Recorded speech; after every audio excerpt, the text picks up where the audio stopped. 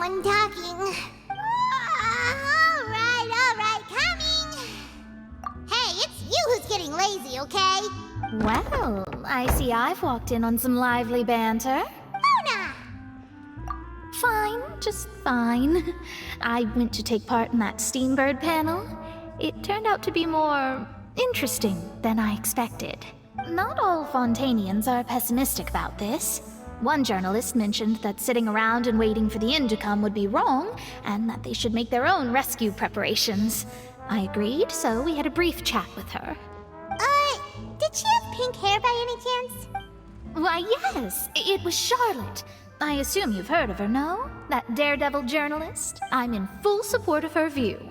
Prophecies are very important, but how can people allow their lives to be commandeered by just a few words? That's right! Paimon's glad to hear something sensible for once. Ah, yes. About what we had discussed before. I did try, but I'm afraid I couldn't reach the old hag. I'll try again tonight, but I wouldn't get your hopes up. Huh? Goodness gracious. Are you serious? She said that even the god's gaze has blind spots. Pretty bold if you ask Paimon. Most people would believe the gods to be all-knowing, right? The Hexen Circle members are certainly anything but ordinary. As for the mage named N, the old hag has mentioned her a few times. She said that N's sense of direction is incredible, and that she loves guiding those who are lost. But I've never met her, and if she were still alive, she'd be... Well, suffice it to say that the hag's at least a few hundred now, and N's been around for longer than that. Whoa. The Hexen Circle sounds like a scary group. But they must really stay in shape to live so long. Their abilities alone are pretty terrifying. If she came to see you personally, then the problem you're facing must truly be of great importance. Well, it's not like Paimon could understand anything she said. Yes, she was quite cryptic, but I suspect she means that there is still a way to turn things around. She didn't say when or what that would be, though, so perhaps it is something that you cannot know right now.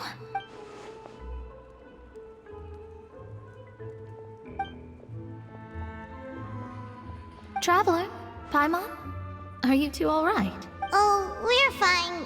We're just a little down right now. It kind of feels like the end is coming, you know? I see. I feel that same sense of desperation, too. I guess you could consider me someone who has often witnessed fate. So far as I have seen, it cannot be swayed. But even so, I still hope for, and believe in, miracles. Astrology is eternal and rational, but fate may not be. It is cruel, but it can also be beautiful. Perhaps that's what N was trying to tell you. Not to lose heart, and to believe that what you are seeing playing out before you is not yet set in stone. I did originally think of steering clear of all this, but I couldn't. Even if this is all futile, I still wish to help everyone. If we don't struggle to the last, then how can we face the end when it comes? Huh. You do have a point. There I go, talking about astrological principles again. Sorry about that. The moment I start talking about work-related stuff. I need to get going. It was worth trying to comfort you, even if only a little. I believe that you'll help those who are struggling in the same way I did. I suppose that might be why we always seem to meet by coincidence. Paimon feels kind of moved by what Mona said. But also kind of sad, too. Hey, Traveler.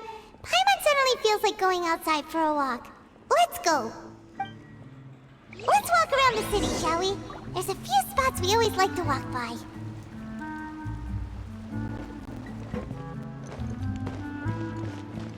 Go!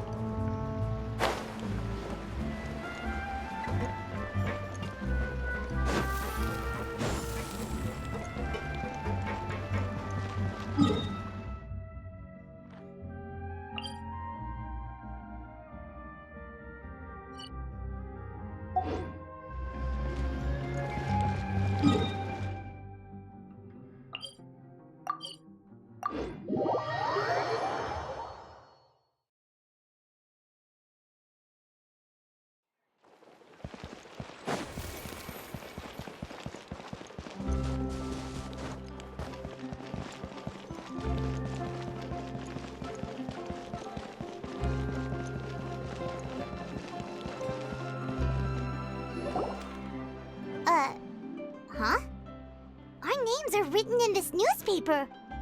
What's going on? Let Paimon see! The underwater stronghold, the Fortress of Meripede, has continued in its noble autonomy, but that does not mean that others cannot interact with it. My recent attempts to enter the fortress bore little fruit. Huh. Guess Charlotte still hasn't given up on that. Thus, did an Outlander friend become the focus of this report, a blonde adventurer with their white fairy legends trailing in their wake.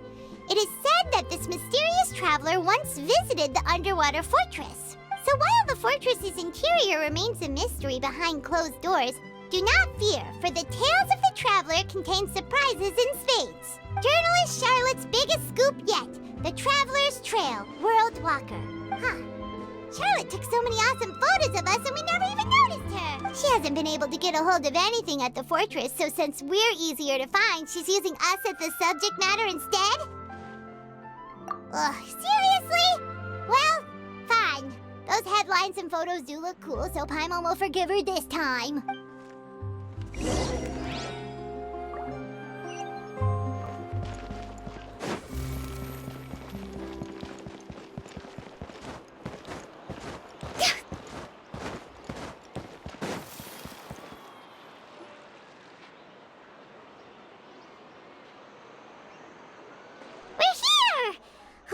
Paimon's hungry. Should we go in and get something to eat?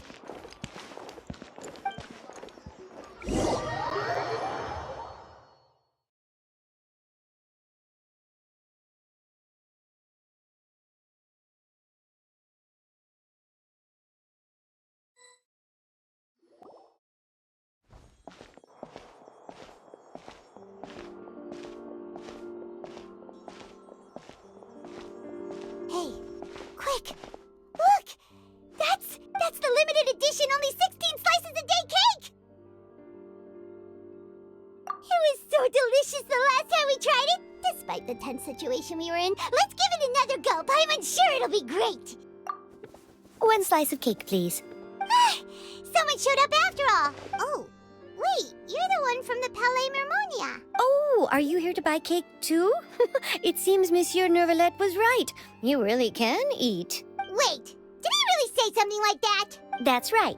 Even he has his own preferences when it comes to food. As for me, I love the cake and coffee here. Do you come here often? Usually every day. Every day? It's part of my daily schedule, apart from work. I shall have my cake and coffee. Then what if someone told you one day that this place would be closing soon, and you wouldn't get to eat cake here anymore? What would you think? But why would it close? Well, Paimon doesn't know either, but maybe the waters will rise tomorrow. You know, like in the prophecy. Oh, the prophecy. To be honest, I haven't paid much attention to that. No, still, even if there'd be no more cake tomorrow, that wouldn't keep me from having some today. No, it's the same for eating in general. You might not be able to eat tomorrow, but if you can do so today, then you should carry on. That's what people call living, you know. Huh. Don't be sad. Excuse me, could I have 2 more slices of cake to go? These 2 slices are for you. Sijuin said that this kind of expression you're making is what humans call being sad. Oh, you know Sijuin? I sure do. She was born before me, and she sometimes comes to the surface to teach us things about humans. She said that humans are creatures that are saddened easily, yes, and you can only lift their spirits by feeding them delicious food. So please try the cakes here. I've got something else to do, so I'll be going now. You two try to stay in a good mood after eating, all right? Bye.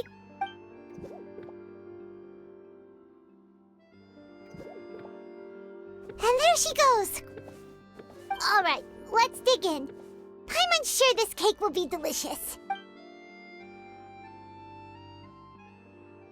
It's more delicious than last time, and the flavor gets even better with a sip of tea. It sure would be nice if we could come again tomorrow. Sure would be nice if we could always eat delicious food here.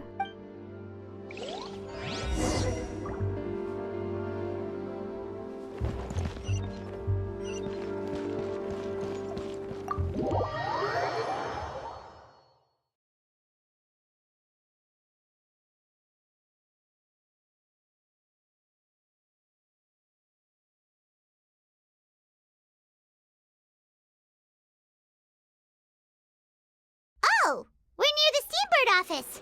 Let's go look for Charlotte and have a chat.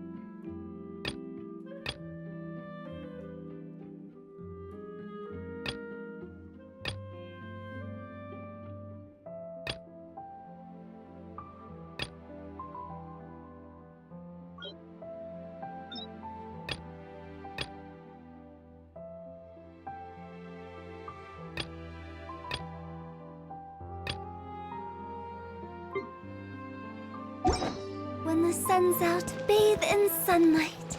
But when the moon's out, bathe in moonlight. Silly church.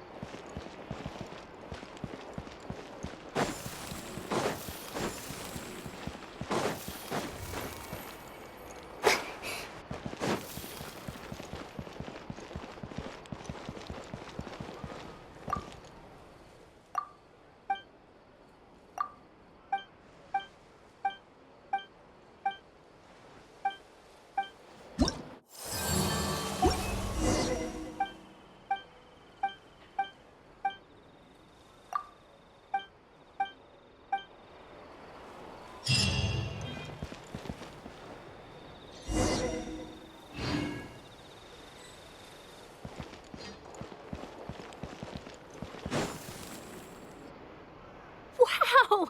If it isn't the Traveler and Paimon! Oh, have you seen the article I wrote about you? Ha! You've got some nerve! You just used us to make some quick mora! Oh, you needn't worry about that. I heard that you were in Poisson some time back, so I sent you a letter to discuss just that. It appears you didn't receive it, though. It's all right, though. I've set aside the amount intended for you. I've even set the table with some food. Really? Oh, you're the best! You're almost a little too easy to win over, Paimon.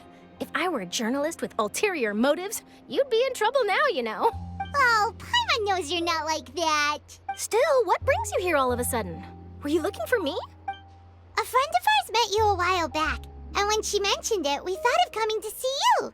Her name's Mona. Ah, so you know Miss Mona as well. She's a guest columnist for our paper. Really good one, too. She's so young and already such a brilliant astrologist. So she mentioned me? What did she say? She said that you're a real daredevil of a journalist. Nice. In which case, can this daredevil journalist dare to request an exclusive interview with the legendary Traveler and Paimon? Huh? So your article in the paper today doesn't count? Oh, of course it doesn't. That was more like live photography. What I'd like to do is dive deeper and ask you to talk about the things you've seen and experienced.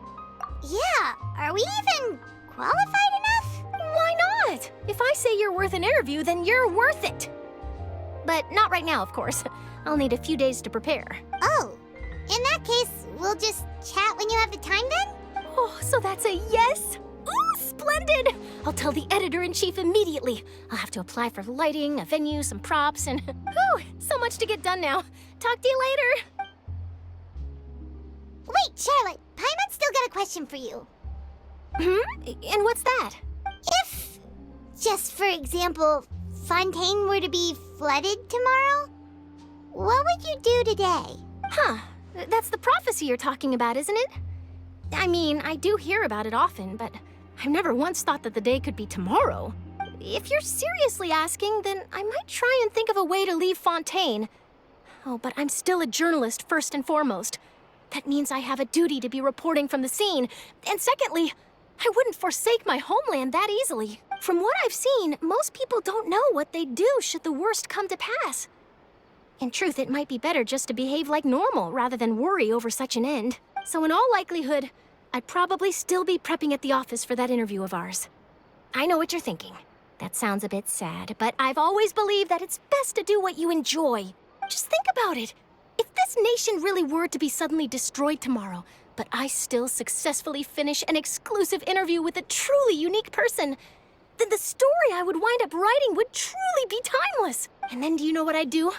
Well, I'd write that story, send it for printing, and use messenger pigeons to get copies out to the various nations as soon as possible. I'm not a dreamer, nor am I a workaholic, but I do love my job, and I'd be proud of leaving such an article behind.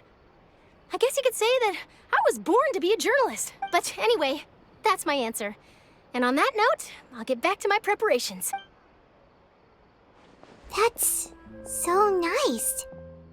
All of a sudden, Paimon actually kinda envies her. Anyway, let's go and take a look at the sea, shall we?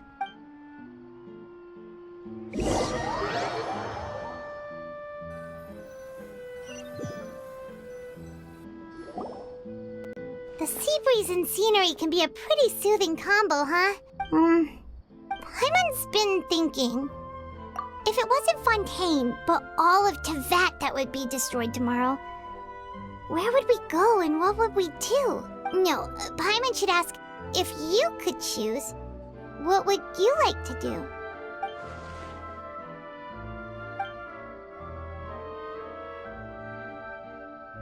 We've always been moving to the next destination, so we haven't spent much time thinking about these kinds of things. We didn't have to either, with us always being on the road and whatnot. You mean, still traveling? Huh. Wait, isn't that what we've always been doing?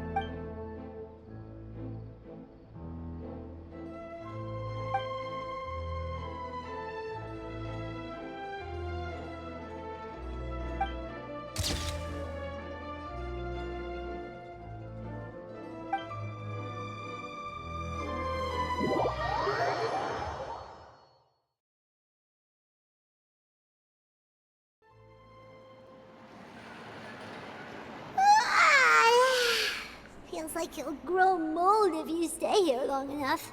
But it's still better than the Fortress of Masquerade, that's for sure. It's not only damp there, but salty too. Ah, so the two of you are still here. Wonderful. Oh, you're from the Palais Mermonia, aren't you? Yes, I'm Isadora. Monsieur Nervillet sent me to look for you two before. I heard that afterward you went to the Fortress of Masquerade. Not at all. I'm well aware that you're friends of his. Actually, I'm here to pass along a message from him. Yes, inside the Opera House. The Maréchaussée Phantom has declared the incident a small-scale riot. A riot? Well, that said, I don't personally think it was that serious. Lady Farina was watching a performance at the Opera House, and while she was resting during an intermission, some other audience members suddenly started harassing her, loudly accusing her of doing nothing about the prophecy crisis. And before she could respond, others started to join in. The crowd continued to grow, and protests against the Hydro Archon started to break out. So people have started to put the blame on Farina. Guess they finally found an outlet for the pressure they've been under due to the prophecy. I agree. People will naturally rely on gods, as is customary. But the moment people feel threatened, gods are also the first to be blamed. So what happened after that? Is Farina okay? Seeing that the situation was spiraling out of control and that further argument was pointless, she claimed that she'd gotten tired of this and left in a hurry. The Maréchaussée Phantom had their hands full maintaining order and did not catch where Lady Farina had gone. Only when things had stabilized did we realize that she had gone missing. So, you mean she's still missing? That's right. The Maréchaussée has dispatched many people to search for her, but we don't have any leads yet. That said, I don't think there's much to worry about. She is a god after all. Even if she were to fall into the hands of rioters, what could ordinary people do to her? Good. Monsieur Nervillet sent me to tell you about the situation, but he didn't say anything else. Don't worry, this is more than enough to go on. Thanks for keeping us informed. Ah, is that so? Well, all right then. In that case, you two take care. I'll be heading back to the Palais now.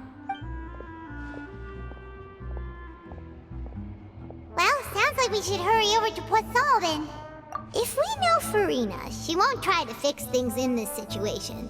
Instead, she'll look for a place to wait out the heat. And And, as we also know, she may be loud and dramatic, but she doesn't have a heart of stone. When Nervalet was talking to her in the Palais Mermonia, and she heard about Poisson, she couldn't hide her sadness and remorse. It would be hard for her to ignore being accused by the public today. Paimon thinks Farina's probably taken the opportunity to slip away to Poisson and try to relieve the sense of guilt that she's feeling. Huh. Well, what do you think? Paimon knows the answer, of course, but Paimon can do the analysis to back it up, too. Cool, huh?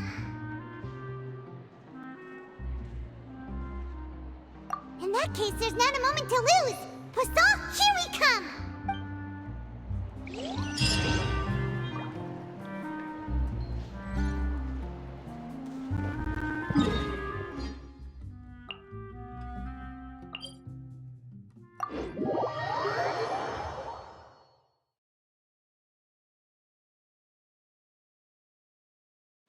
This place looks deserted. Guess all the survivors must have evacuated already. All that's left here are signs of devastation. Could Farina really be here? Let's try to find her as soon as possible.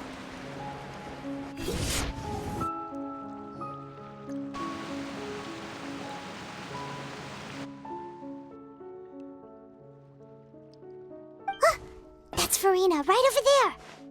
She really is here all on her own.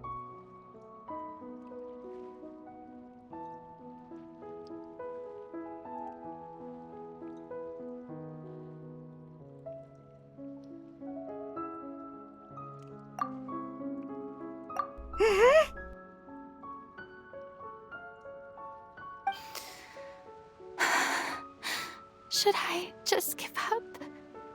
This is all meaningless. What was meant to happen did happen after all.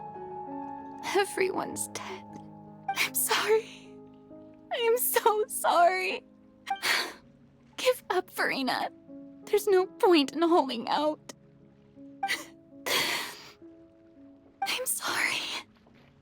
But what can I even do other than to repeat meaningless apologies over and over?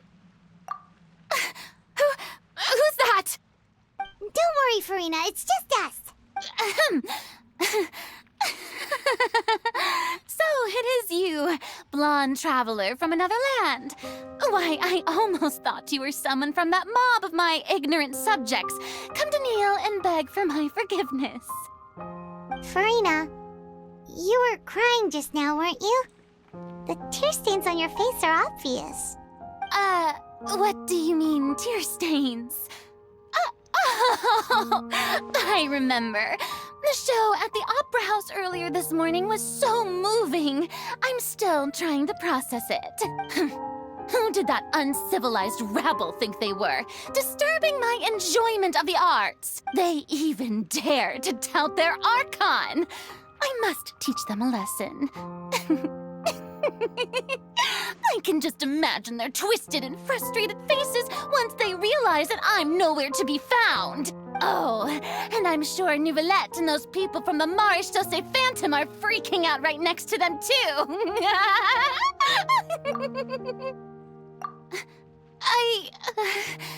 Of course not. Hey, there she is! The Hydro Archon's over there! Quick, after her! Farina, those people seem to be after you. They are?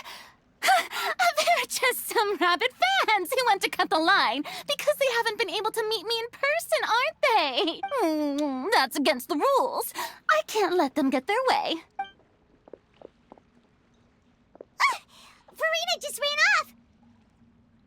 Quick, we have to catch up with her.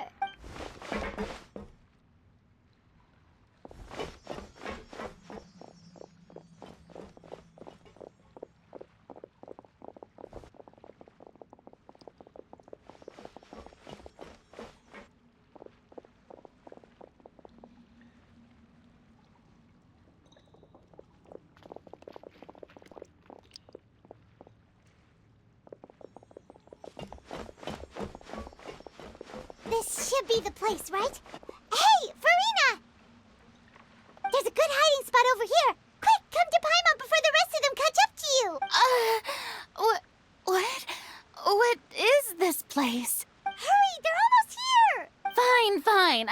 hero's haste is warranted. Lead the way.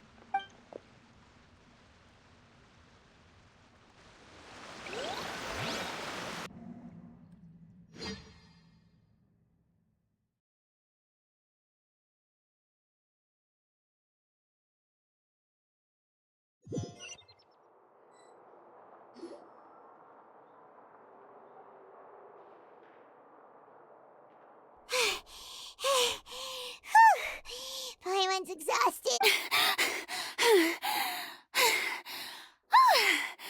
I'm so tired. I totally thought they had caught me. No, I mean, I merely gave in to the sheer enthusiasm they displayed.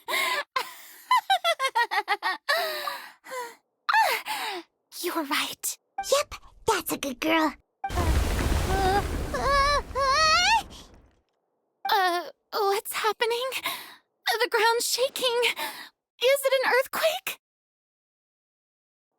Yeah, a quake of this kind preceded the flooding in Poisson, didn't it? It can't be. It's happening again. Well, there's no need to worry too much about that. Neuvillette made some emergency plans, so the evacuation should go a lot smoother this time. Yeah, I hope you're right. But the people of Poisson, they've already...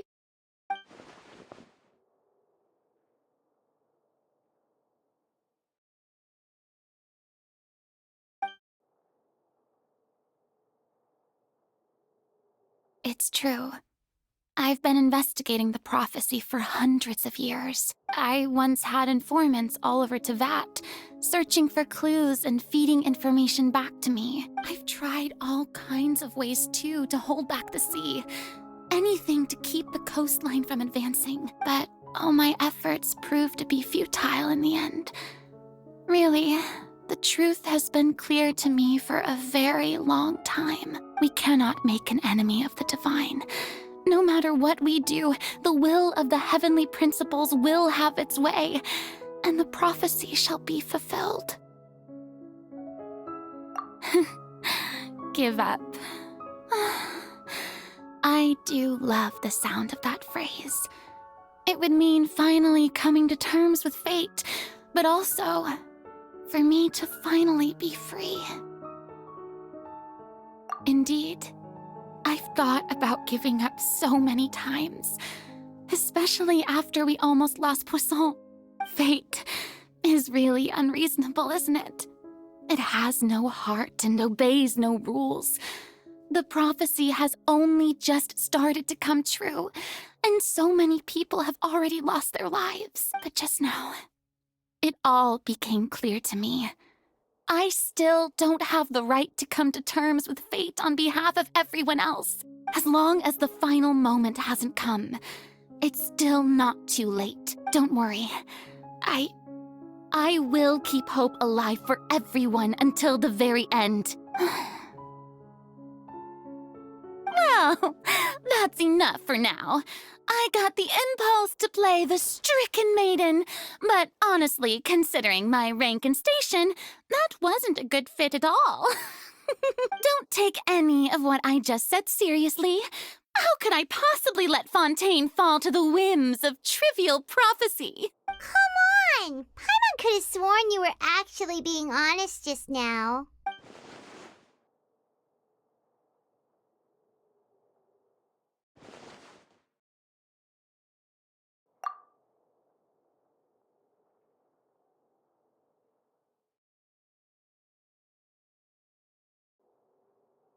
Share my burden.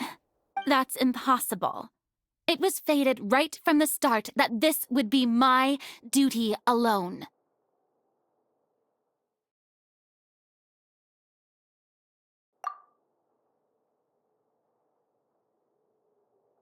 A witness.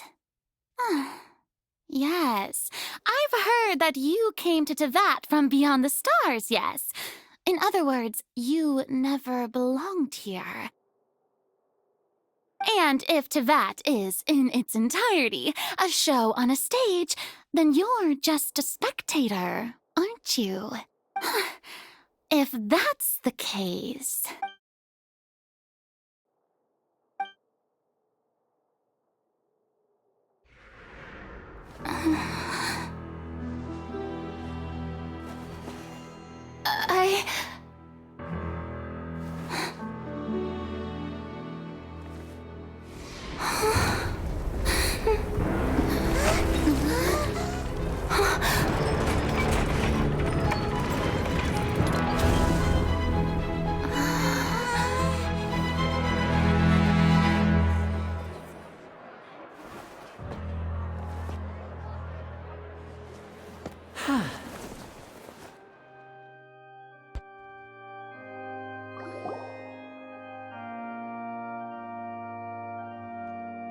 Ladies and gentlemen, this concludes my opening performance. Now, without further ado, we may proceed to the trial of our god. So, this is what it is. Yes, you deserve praise for the effort you took to raise the dramatic stakes. Do not forget, however, that I am Focalor, the god of justice, the embodiment of justice itself. Does it not strike you as even the least bit absurd to bring the very concept of justice to trial? May I interpret these words as your refusal to stand trial? In that case, you will have the opportunity to defend your honor through a duel. You would draw your blade against a god? I see. It seems like you have made up your mind.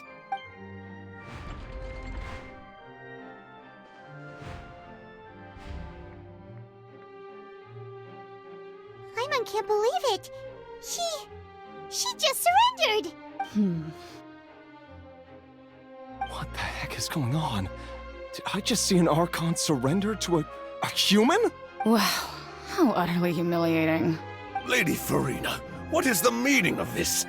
Shh! It would seem that there has been a misunderstanding. To be clear, the raising of both hands is not always an indication of surrender. Looking for excuses again, huh? I raised my hands just now to indicate my acceptance of the trial. No duel shall be necessary. I will admit that I've been running away for a long time. I'm sorry, everyone. I was unable to protect the people of Poisson. It is my duty to stand trial for my crimes. You are not the only ones to be disappointed in me. I, too, am exceedingly disappointed in myself. But now, it is time for the Hydro Archon to show you her courage and resolve. I, Farina, will use this trial to show the world the true meaning of justice! This time, I will protect you. Applaud and rejoice! One of the most outrageous and fantastical arcs known to the opera epiclese is now unfolding before your eyes. Mark my words, this shall be one of the most exhilarating and brilliant shows ever to grace the stage of Fontaine! The trial of the Hydro Archon, Focalor, will now begin! Woohoo! Oh, now we're making history. Why does it feel like Farina just took over the whole thing? Like, come on! Didn't she just get forced to stand trial for her crimes? Also, even though she's still acting super dramatic, she is taking this seriously this time, right? All right, then. Who will be my opponent in this trial? The court asks the prosecutor to please take the stand. Is that so? Very well. Then please speak, witness of Tivat, my accuser and fated opponent.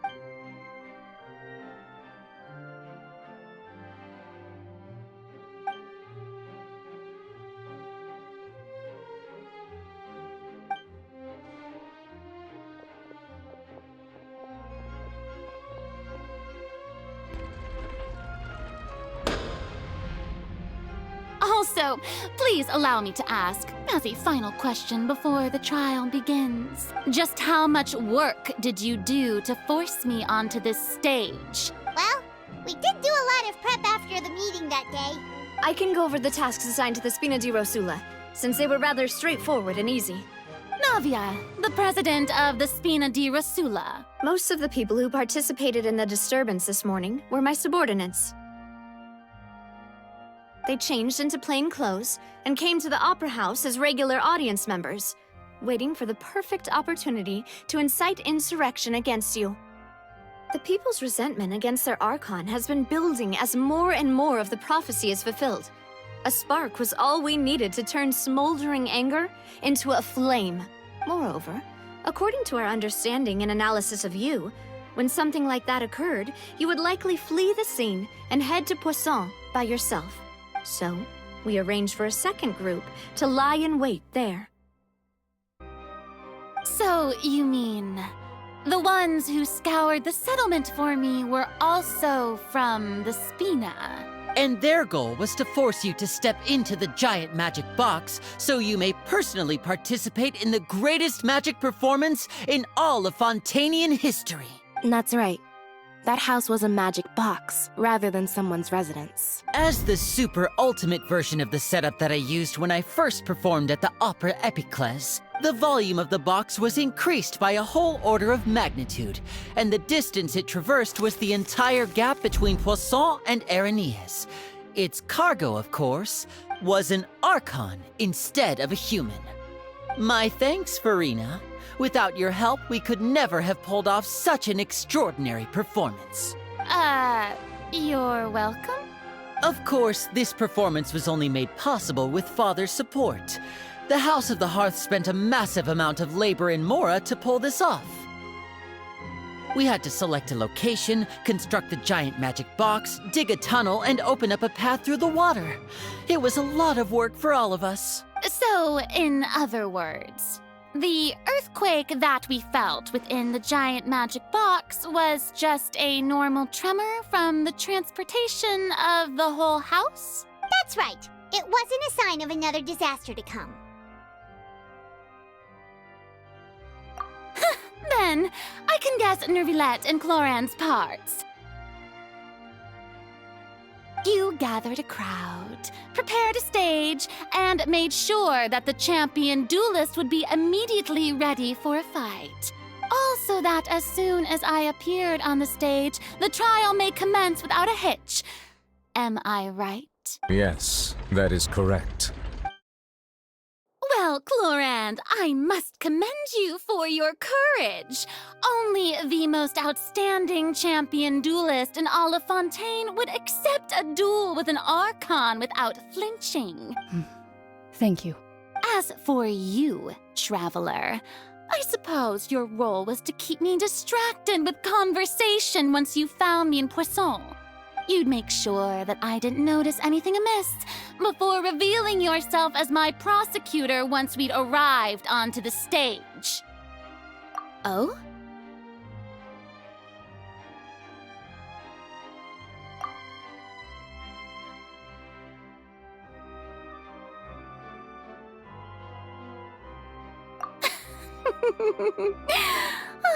Is that so? Then I suppose I must have missed my final chance. It's fine. It matters not. What's done is done. The stage is already set, so there's no reason to disappoint the audience. Let's see this trial through to the very end.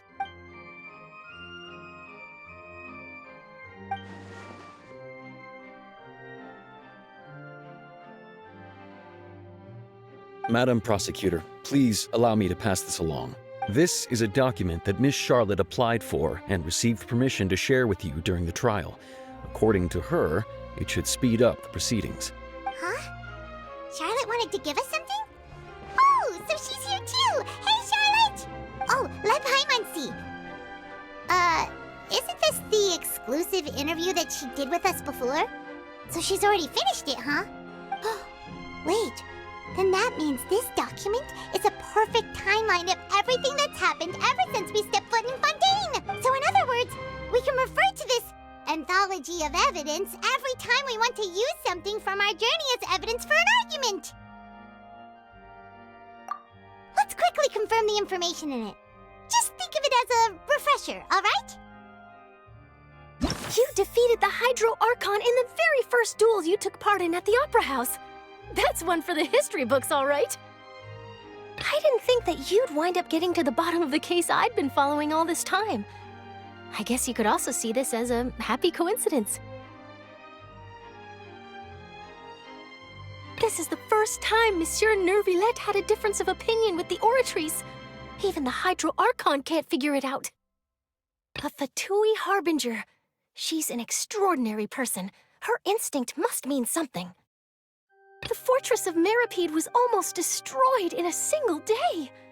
That I didn't witness that scene personally will always be a source of professional regret, I think. According to Monsieur Nervillette, both Child and that whale should have been in the primordial sea at that time. I nearly lost my awesome friend Navia. To be honest, that still gives me shivers. The words of someone as extraordinary as a witch can probably only be truly understood when something surreal happens to you.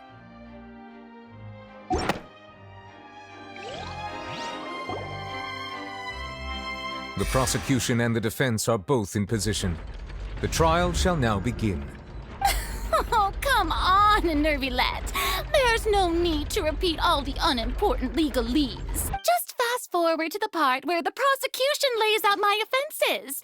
As the defendant and the lead actress of this performance, I still haven't even been informed of my supposed guilt in all of this. Of course, it is only natural for humans to struggle to understand the actions of a god. However, you will need more than that to convict me of a crime. That's true, but my charge here is unrelated to your conduct as an Archon. Instead, I would like to charge you as a fraud who's never been the Archon in the first place. Wait, what was that? Lady Farina's a fraud? Hey, I came here thinking that we were going to try the Hydro Archon for forsaking her duty, but did I hear that right?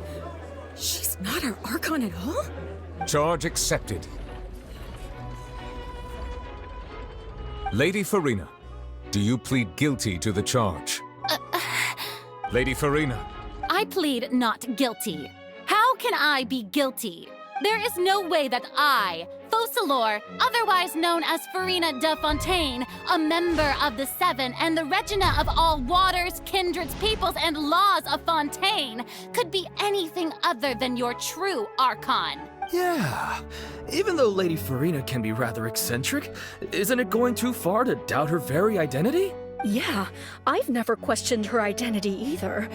Sure, Lady Farina can be super irresponsible, but what grounds does that prosecutor have to make such a huge claim? I have cause to believe that common sense will prevail in this case. Many of the members of the audience have known me as the Hydro Archon ever since they were born. There would be no fooling their memory. See? Even the Oratrice has decided to show me its favor. Are you sure you want to commit to a charge that will never be upheld? If you wish to drop the case, I can promise you as the God of Justice that you will not have to face trial for making a false accusation. We will treat everything that's happened as a dramatic spectacle and move on with our lives. What do you say to that? Huh. An argument with near impossible odds, huh? We have to not only refute Farina's claims, but also overturn the long-held beliefs of the people.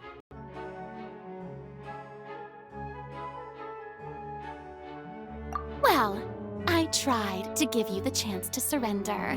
If you must persist, then let me ask. If you believe I'm not the Archon, then what manner of being do you think I am? And if I was not the Archon, then how did I manage to live for over 500 years?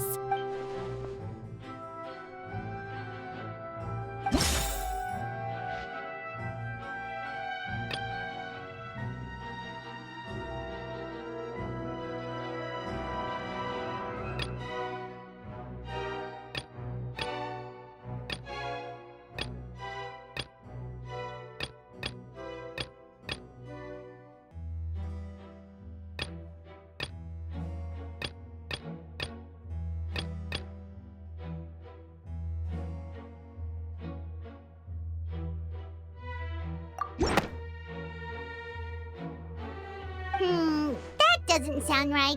Paimon doesn't think this clue can be used as compelling evidence to build our case.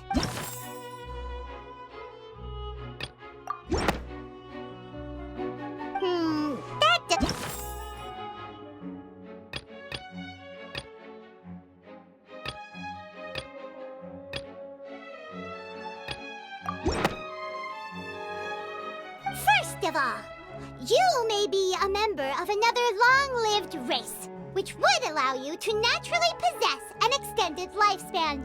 And second of all, even if that wasn't the case, there could be other ways to extend your life. Who gave you that idea? Was it the knave? You'd sink so low as to use a harbinger's words against me. A curse? I once thought it possible that the aura of an Archon might naturally resemble a type of curse. But in light of this claim, perhaps what I sensed was not your divinity, but a curse after all. Neverlet sensed it too, huh? Lady Farina is actually a human? Well, it is true that it's extremely difficult to tell humans and gods apart just by looking at them. It's not impossible.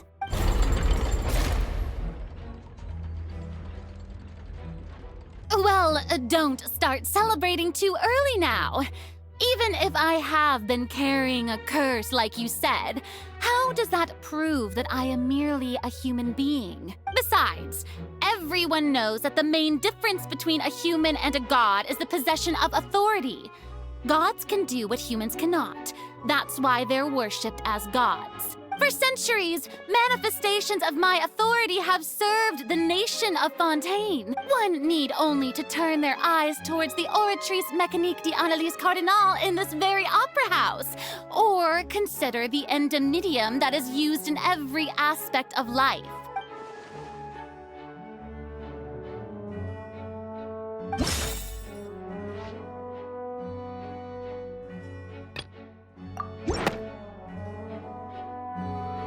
You tried to reference the Oratrice. But weren't you as confused as all the rest of us when the Oratrice declared Child to be guilty without any proof? Otherwise, you should have come up with a good explanation for that by now. Didn't I make myself clear at the time? The decisions of the gods are naturally difficult for humans to comprehend. There is no need to provide an explanation. Lady Farina, I believe a reminder of your current circumstances is in order. While the court is in session, the principles of justice and the law must come before all else. While you are an Archon, you are also first and foremost the defendant in this trial. You will prove yourself unable to defend against the prosecution's charges if you continue to withhold vital information against the rules of the court. I never thought you'd use that kind of rhetoric against me. That was no trick of rhetoric, Lady Farina. I've merely reiterated the rules of the court. Rules that all should respect and follow. So, you neither knew why Child was declared guilty, nor did you understand the structure and operations of the Oratrice. Instead of having been created by you, the manifestations of authority you mentioned have been made by the real Hydro Archon, haven't they? The real Hydro Archon? Well, now you're really losing me. It is true that I did not know why the Oratrice gave out a guilty verdict that day. But the Oratrice handed out that verdict unilaterally, and it has been operating independently ever since it was first created. You can't argue that just because a divine creation is flawed, that the god behind it must also be no god at all. She's still throwing out all kinds of excuses. Seems like she's confident that we won't be able to produce proof that she has no power over the Oratrice.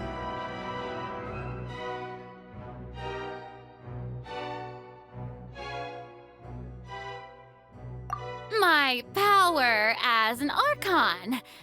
There are many ordinary citizens in the audience. How can I just carelessly demonstrate the formidable power of an Archon? If that poses a concern, I'm prepared to extend my protection to the audience. You don't need to go that far.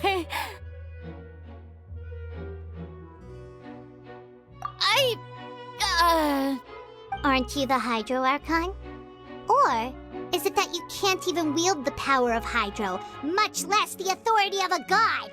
Indemnitium! Yes! It's all because of Indemnitium! All Archons derive their power from the faith of the people, and I've converted the people's faith in justice into Indemnitium! Thus did I give up all of my divine power to provide everyone with energy for their daily lives. Have you ever seen a more magnanimous god? Isn't that a huge stretch? Yeah, no matter how generous an Archon can be, how could they give up all their power? Can a god with no power even still be called a god? It seems like nobody's buying Farina's excuse. Hey, come now, everyone. Please don't stare at me as if I was a liar. I'm still the same Farina you knew, right? The one that you loved. Shouldn't you want to believe in me? Please? You've got to believe me. If what the prosecutor said is true, she really has committed a grave offense. Did she deceive all of us? And all of our parents and grandparents too? And all of our ancestors? Ever since they were born? Enough. That's enough. Tell me then, if I'm not the real Hydro Archon, then who is? If you have no evidence of another Hydro Archon's existence, nor can you find anyone who can back up their claim to be such, then what grounds have you to say that I'm not actually the real deal? Wow, she came up with yet another argument. How can we refute her now? Seems like she really doesn't want to give up.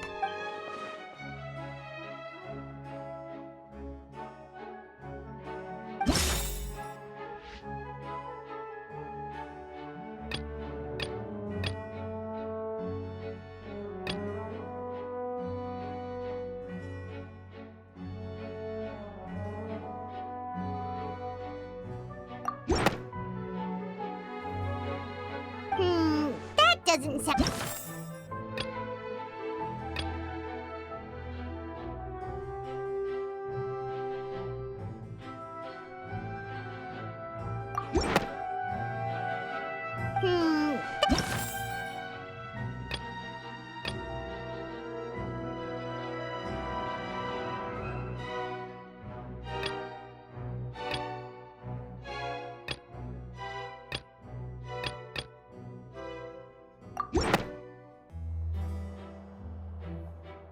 It has been established that all Fontainians can dissolve in water from the primordial sea. And that means... Since you insist on claiming to be a god and not a human, then there's a method that you can use right here and now to eliminate all suspicions of you being the latter. Miss Navia, please apply to serve as a temporary attorney for the prosecution before addressing the court. Though you act in partnership with the prosecutor, you must still adhere to proper procedure. Super sorry, Monsieur Chief Justice. I swear this really will be the last time that I'll speak out of turn. Now, I've brought some seawater from Poisson.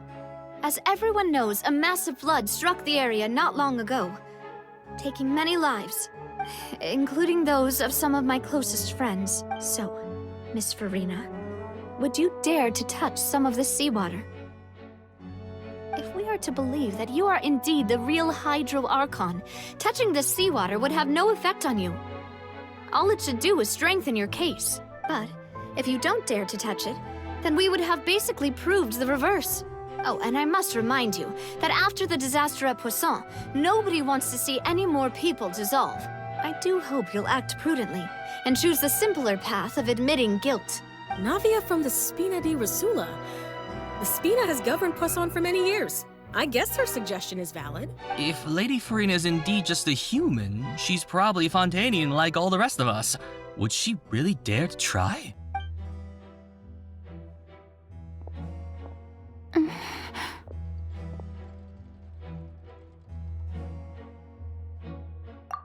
Lady Farina, this test has been unilaterally proposed by the prosecution.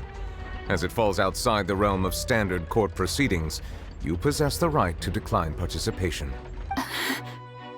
Well, of course he had to tell her that.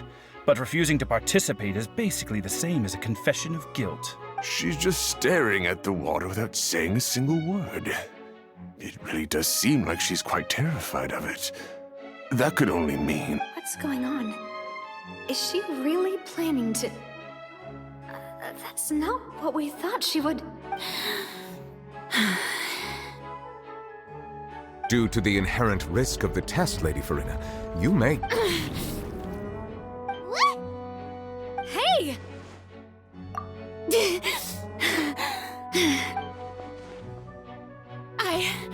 I'm fine! Look at me, everyone! My hand is still here! I haven't been dissolved! Will you believe me now? I really am your Archon! I'm nothing like a normal human who would fall apart as soon as they touch this water! Really? Was this not the most obvious thing in the world? Miss Siegewien? If you're present, Miss Siegewien, please come forward and attend to the defendant. Siegewien? Don't be nervous. It'll just take a few seconds. Let me see. That should be enough. Please announce the results of your evaluation to the court, Miss Siegewien. As everyone doubtlessly saw, Miss Farina was displaying symptoms of hyperventilation and flushed skin. These indicate that she was experiencing the adverse effects of exposure to primordial seawater. The extent to which she was affected is the same as other humans when exposed to primordial seawater of a similar concentration. Thank you, Miss Siegewien. Lady Farina, you may return to the defendant's stand. Oh, wait. What did she just say? I didn't get dissolved! Shouldn't that be enough to prove my innocence? Well, considering your tendency to run from your problems, we did originally prepare a direct sample of the seawater around Poisson. However, after extensive discussion, we exchanged it for a sample that is not concentrated enough to dissolve an actual human. After all, on the off chance that something entirely unexpected might occur, we don't want anyone else to lose their life to the sea. Yeah, so out of regard for Farina's life, you secured a low-concentration sample and asked the head nurse to serve as an expert witness. It's a great thing that the direct sample wasn't actually used. Farina could have... I can't believe... You...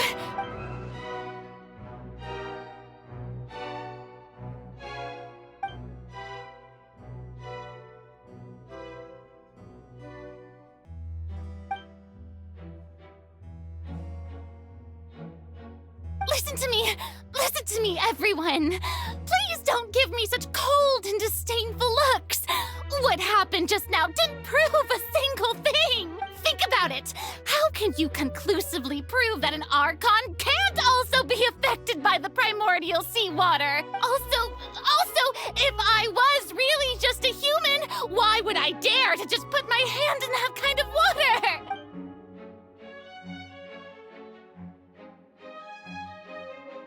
Please, everyone, anyone, just listen to me!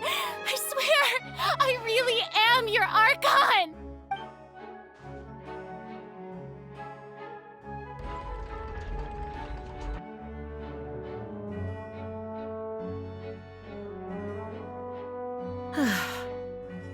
I don't think anything she says at this point will sway anyone.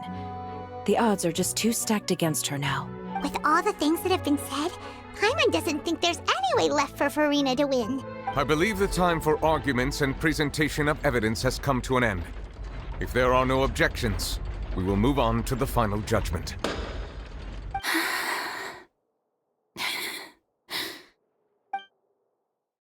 I don't think anything she says at this point will sway anyone. She's too stacked against her now.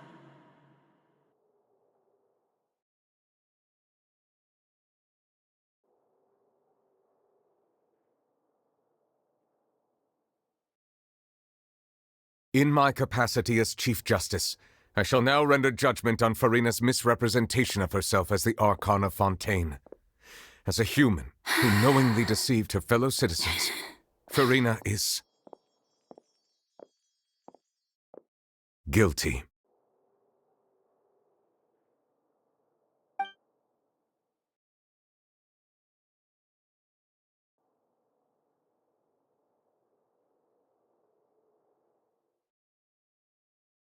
We shall now turn to the Oratrice Mécanique d'Analyse Cardinale to render the final verdict on the charges.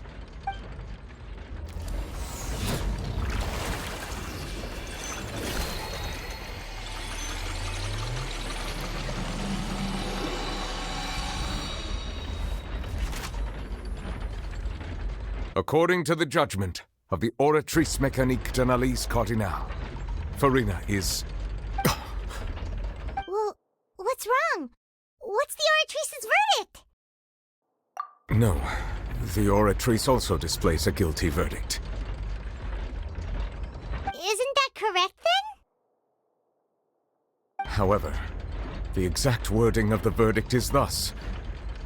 The Hydro Archon, guilty, to be punished via the death sentence. The death sentence? That's actually one of the available sentences? I've always thought that it was just a myth.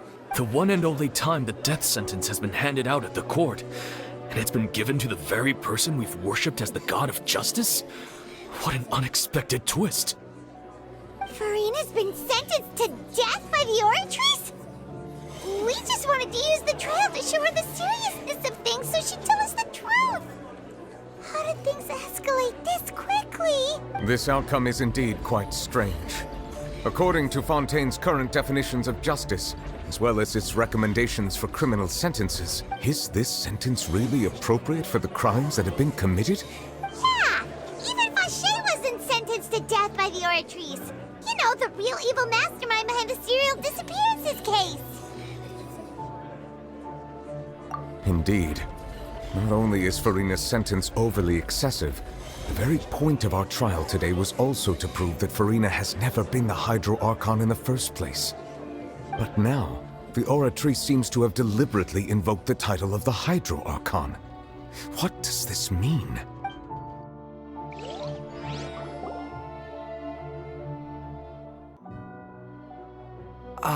Excuse me, if I may interrupt. Is the trial still going? Fremine! You finally made it. I assume this means you've completed your mission? Mm-hmm. Any mission Father assigns to me will always be top priority. Is that the first prophecy slate? Huh. So the knave privately arranged for Fremine to try and find the missing slate. I looked everywhere and finally found it at the bottom of the sea. It took me a long time to get around some dangerous stretches of water. But has the trial already concluded? Then doesn't that mean I've come too late? Oh no. Father will be disappointed in me.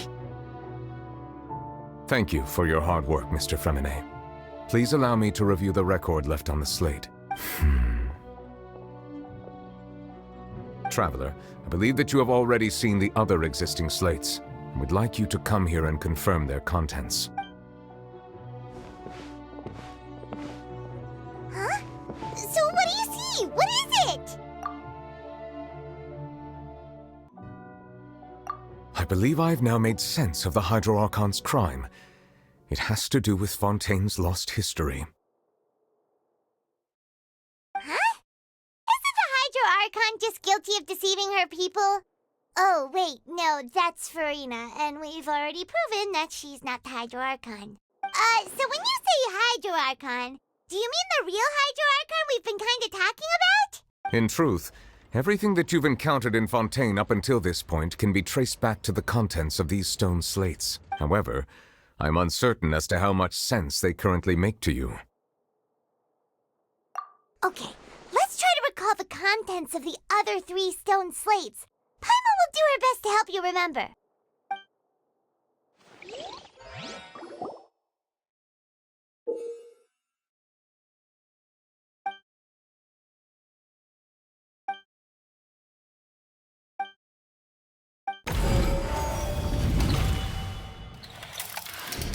The first stone slate describes what you just said. It seems to show the previous Hydro Archon using her divine power, and then the Oceanids turn into humans. Does that mean that Fontainians are transformed Oceanids? Oh, Paimon wasn't expecting that. But if Oceanids can turn into humans, then perhaps this process can be reversed as well. The second stone slate shows Celestia floating in the sky, and the Hydro Archon and her people worshipping it together. But the heavens still brought judgment down upon them. This must be the point when the Hydro Archon and the Fontainians were branded with their original sin. Does this mean that the original sin and the Hydro Archon sin are the same thing? The third slate shows the Hydro Archon seeking into the sea surrounded by many people. That reminds Paimon, didn't we also watch that happen to someone else? Well, the fourth slate is the prophecy the Fontainians have been talking about. People dissolving into the sea, the Hydro Archon crying on her throne, and so on. We didn't believe that such a crazy disaster could happen at first, did we? But after that incident, it was just a question of when and not if.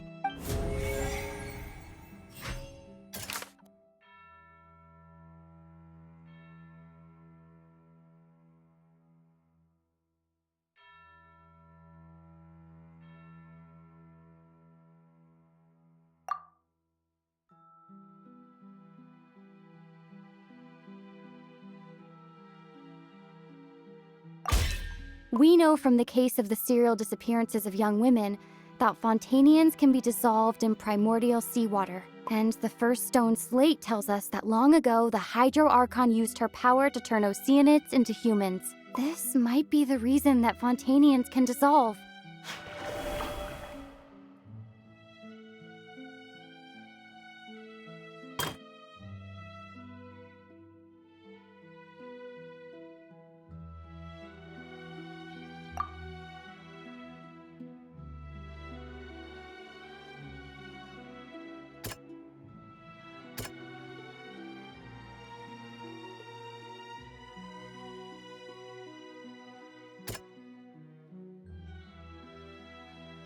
That doesn't sound... Perhaps what is about to take place has all happened before. The true sin of the Hydro Archon that Nervilette mentioned, and the original sin cast down on the people of Fontaine by Celestia, as recorded on the stone slates.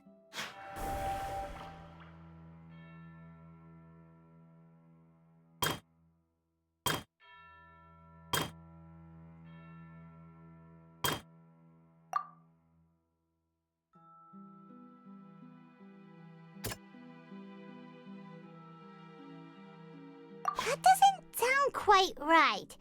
Let's think about this some more.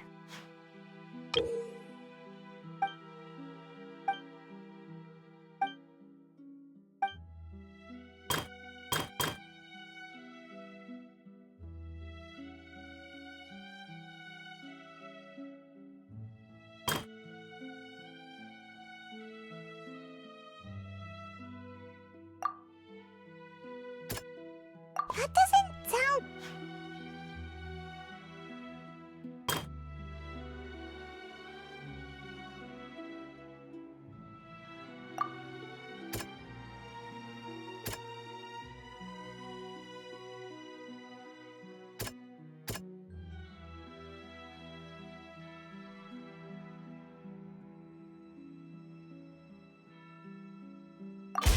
It's not as simple as falling into the sea. When Navia fell into the sea, her consciousness was subjected to judgment. The stone slates show the people gathered around the Hydro Archon in the sea.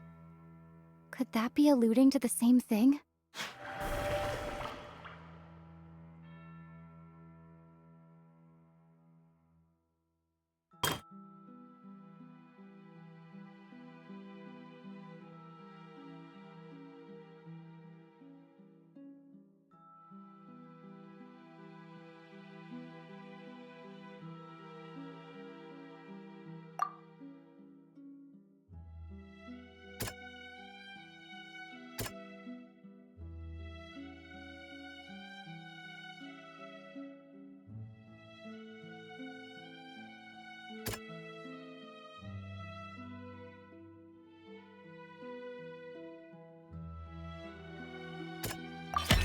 The prophecy from the stone slates found its way into society, but not many people believed it at first. The fortress of Meropide was nearly flooded with primordial seawater, which we know can cause Fontainians to dissolve. It seems increasingly likely that the prophecy may come true if we... The They'll dissolve into the primordial sea but won't cease to exist. Their essence will flow in the seawater, converge, and take the form of an Oceanid. The Hydro Archon was sentenced to death in court, shocking everyone present. Perhaps this means that her sin was actually Fontaine's original sin.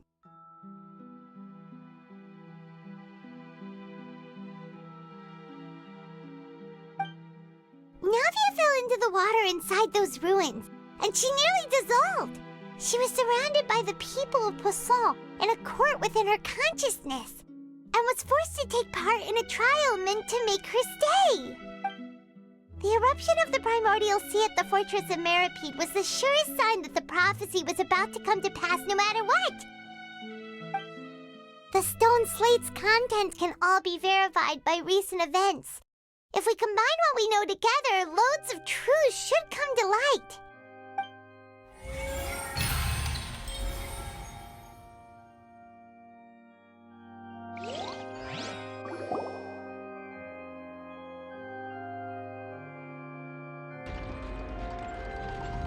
Huh? Oh, Paimon gets it now! So that's how you can make sense of it. But then it feels like we're going to have to share some truly shocking revelations. Let's hear them. Incredible. Linny, did you hear that? We're not real humans.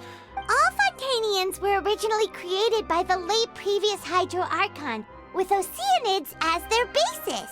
The evidence for that can be found in how only Fontainians could dissolve in primordial seawater, and how all the girls Vacher dissolved were also turned into Oceanids. Oh, and according to Navia, when she was about to get dissolved, she also saw everyone gathered around for a trial, all of them in the shape of Oceanids. Indeed. Yeah, and it follows from the content of the first slate that she probably angered Celestia by creating humans without prior permission. That could also explain why the Oratrice judged the Hydro Archon to be guilty. It's to account for that ancient sin. The Hydro Archon's true sin was creating us? And yet, after many hundreds of years, the Hydro Archon's creations have turned around to try to judge the Archon within the Opera Epiclese. The twists of history are often the most unexpected of all.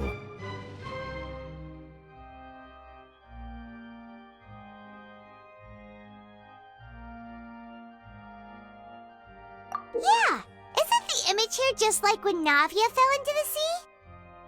So wouldn't it be trying to show the image of the Hydro Archon also falling into the sea once the prophecy has been fulfilled in the fourth slate?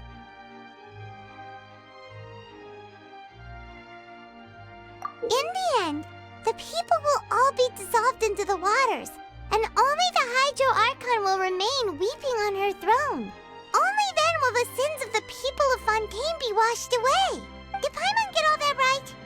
You've made some keen deductions. I must say, given how much you still don't know, it is impressive that you've already managed to connect so many pieces of the truth. However, while you were able to decode all the information on the slates, they've also been etched with an additional layer of hidden information using a different power source. When we were at the ruins, I tried to decipher the hidden information recorded in the slates. But since we only had 3 slates at the time, I was unable to come to a full conclusion. Now that the slate collection is complete, I shall make another attempt to decipher the narrative recorded within. If everything goes well, we should finally be informed of the unadulterated truth.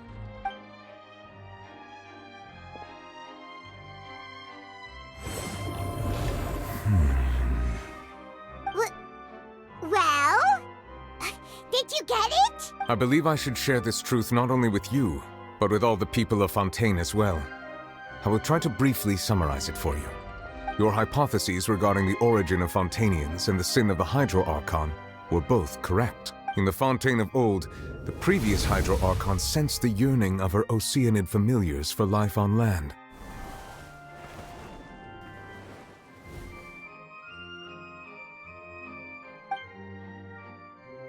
The Oceanids were enamored with the beauty and romanticism of human beings, and wishing to have those experiences for themselves, expressed to the Hydro Archon their desire to become of a similar kind.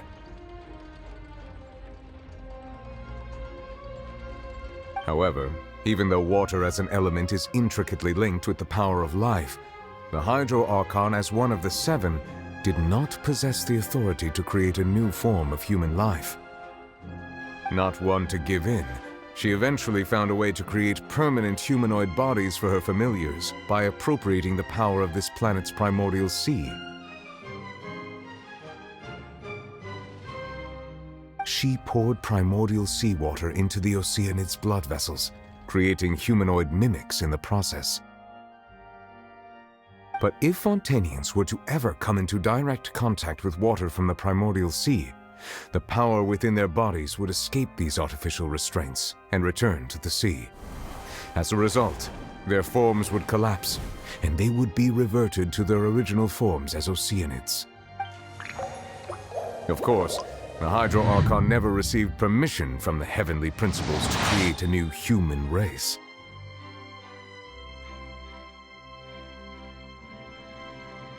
And thus, the Hydro Archon and all of her creations came to shoulder the original sin of appropriating the power of the primordial sea. That is the true history of how the people of Fontaine first came into being. So we were all Oceanids before we turned into human beings? That's way too much information for me. I think I'm just going to pretend that I never heard a single thing. Wait, but if that's the truth, we can't let the Hydro Archon be sentenced to death. After all, her only sin was creating us. This really might be too much information for your regular Fontainian, but it does answer a lot of our questions. Alas, your hypothesis regarding the third and fourth stone slates was inaccurate. The slates' respective positions are, in fact, correct. A key point of the visual on the third slate is how all the individuals depicted in the water are humans rather than Oceanids.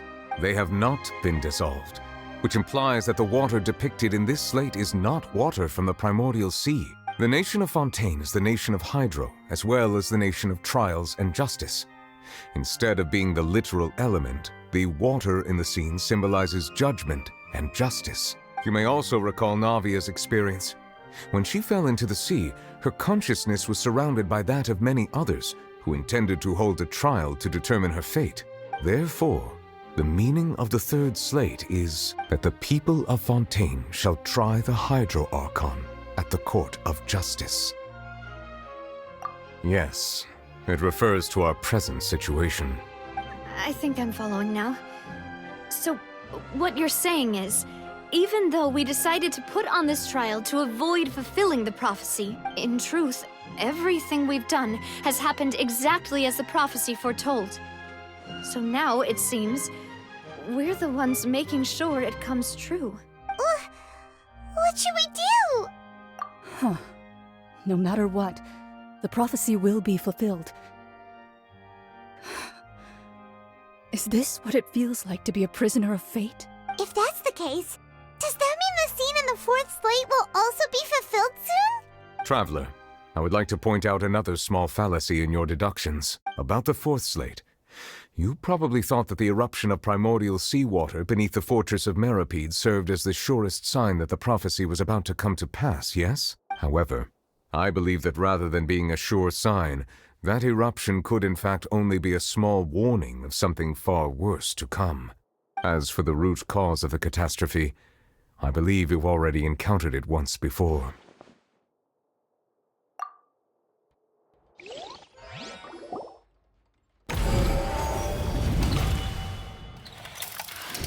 This eruption was just a small warning of the things to come.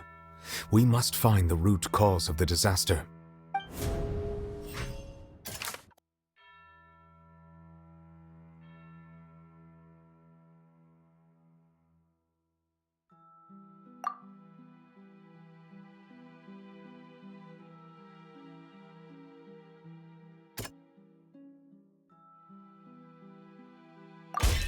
It was both dream and reality. we're talking about a true culprit that could only be that thing inside the primordial sea, right? The truth, the original sin, the trial, and the root cause of the disaster.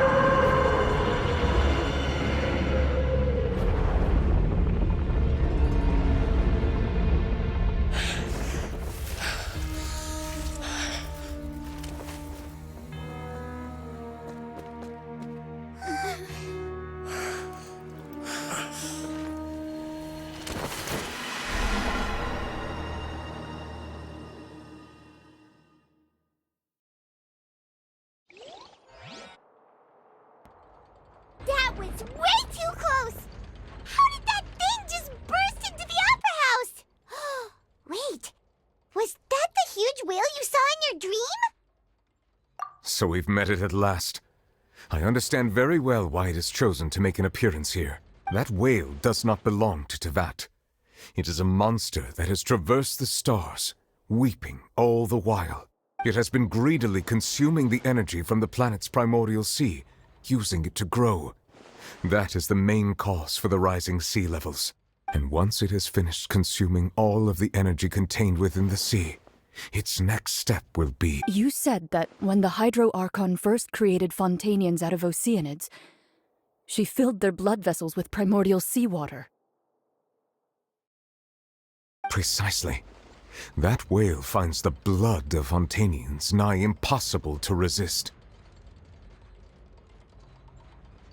Therefore, when it left the primordial sea, it decided to make its next stop a packed opera house full of food. Food in the form of Fontainians. We just barely managed to push it back, right? In that case, won't it come back to target the people again once it's managed to recover its strength? That is correct. Indeed, it is more accurate to say that we should thank that Harbinger for buying us some time. Without him, the whale would have likely come onto land far sooner. From the way he looked, he must have been fighting the creature for quite a long time. That battle maniac. We've always known that he had a special connection with that whale, but we definitely didn't expect it to help us out like this. Anyway, now that we know that this whale is the actual cause of the disaster recorded in the prophecy, all we need to do to stop the prophecy would be to find a way to beat it up, right? It is too late. It had already absorbed too much of the primordial sea's energy before we could notice it. At this point, it has become practically integrated with the sea itself. Even if the entirety of Tevat were to be destroyed, it could still survive and swim off towards some other world. That's not something I will accept. We've already done everything we can, and we even found the true culprit. We've come so far. You can't just tell me that the last hurdle is some impossible foe. That's just not fair. Indeed, that's not how a grand performance should end. I'll fight it to the end, no matter what. So the prophecy will be fulfilled no matter what, huh?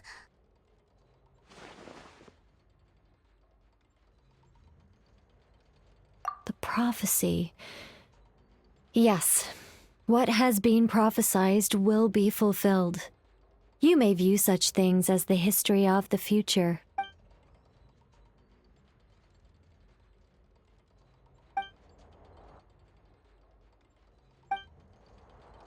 Just as prophecies are usually only the future as seen from the perspectives of the gods, could things be happening in hidden corners where the gods' gaze does not fall? Ultimately, fate shall serve as your only guide, no matter what will happen in Tevat's future. All you need to do is to play your part.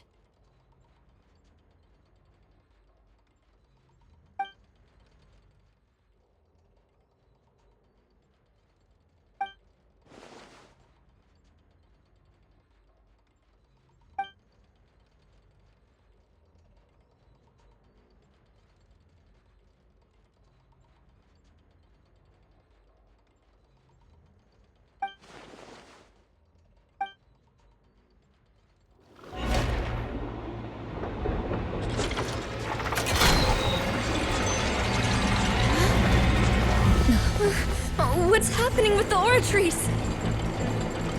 I believe it is preparing to carry out the death sentence.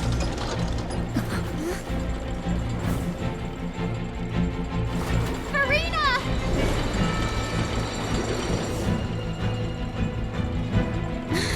No, I still need answers.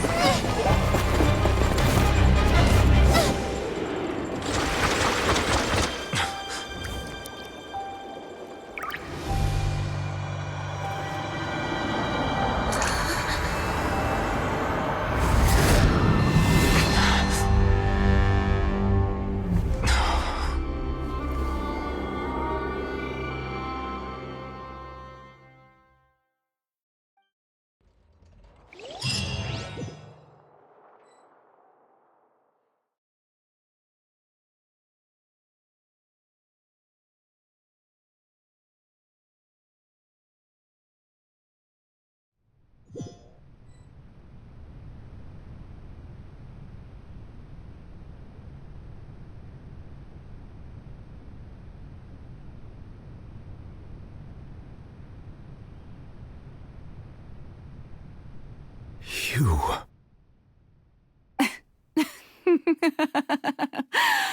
Sorry. That shocked expression on your face is just too amusing. I couldn't help myself. You are not Farina. Who are you? Ah, the sweet sound of bewilderment. Marvelous. A sure sign that my attempt to deceive everyone was a resounding success.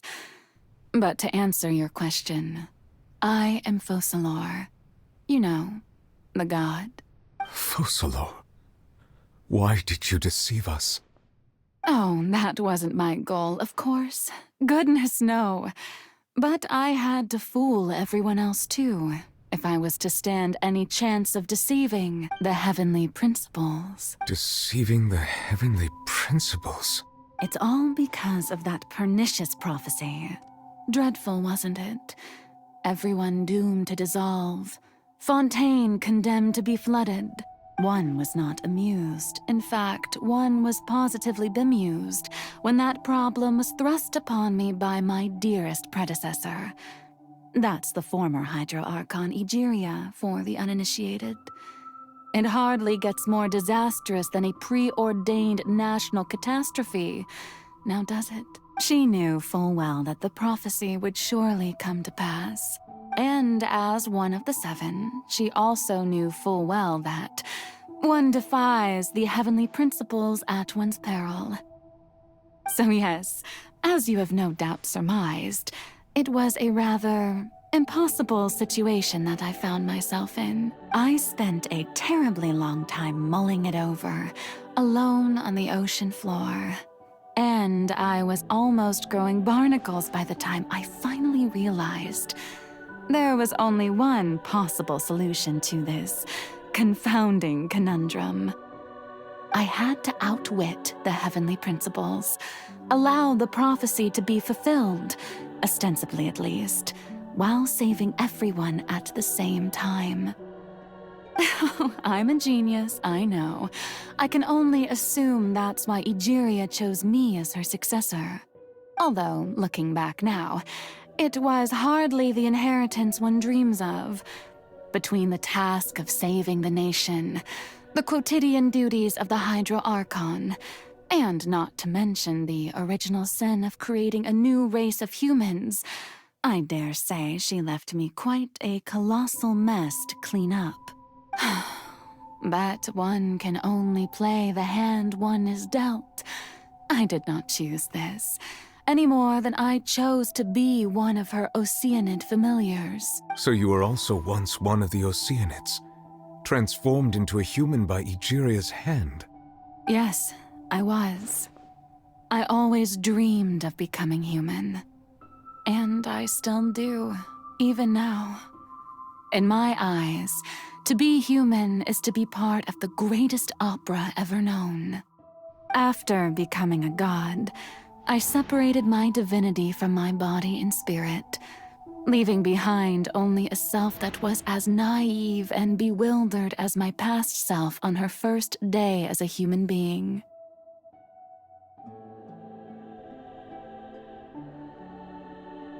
The me you see before you now is that divinity, and the human counterpart I left behind, I named Farina. She could feel joy, sorrow, and everything in between. She could be as vain and conceited, or as meek and vulnerable as she wished.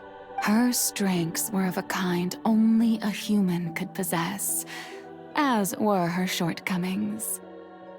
But in my eyes, Farina's humanity was what made her perfect.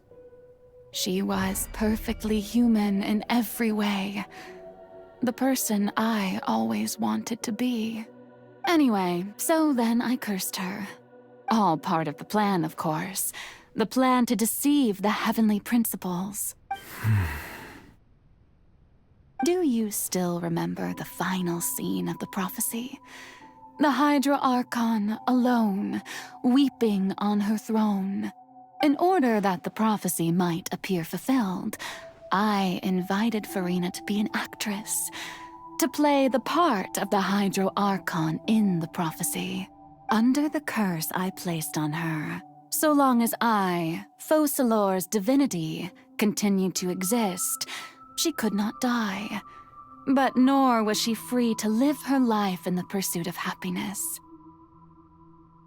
Instead, she was forced to take the stage in the opera house, to embrace the role of leading lady, to forever play the part of the god from the prophecy, all to create a deceitful appearance of that prophecy coming to pass. I suppose now you probably understand why your court is called the Opera Epiclese. But Farina is only human, isn't she? Even though she has had a long life, her mind is no stronger than that of any other ordinary human being. I cannot begin to fathom what she has had to endure. It must have been torture for her. It has indeed. And although she is, in a sense, me in human form, I most definitely owe her an apology for it. It's been 500 years. And all along, she's been playing her part in the most unimaginably long, unbearably lonely, and agonizingly painful opera of all time.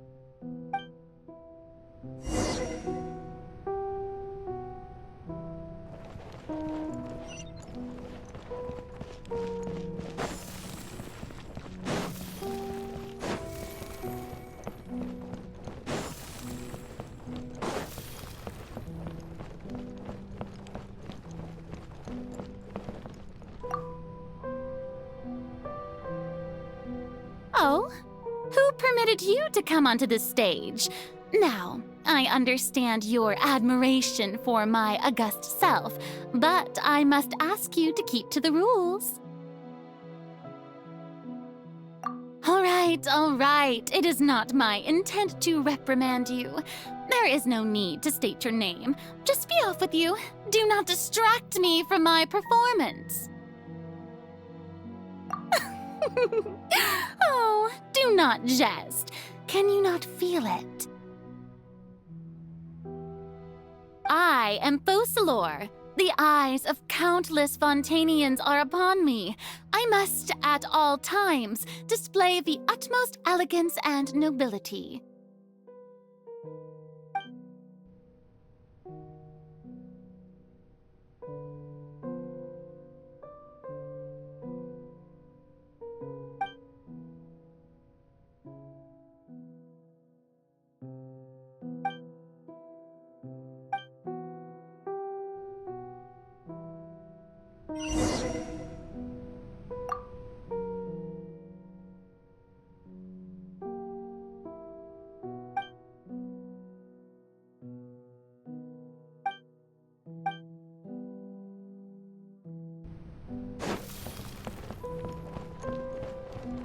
Dear audience, the performance is experiencing a technical difficulty, but worry not.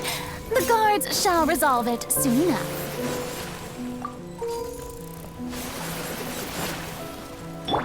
Strike a pop!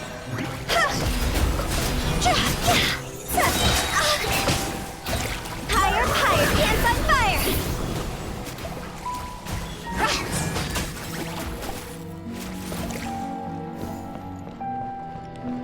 Hey, what gives?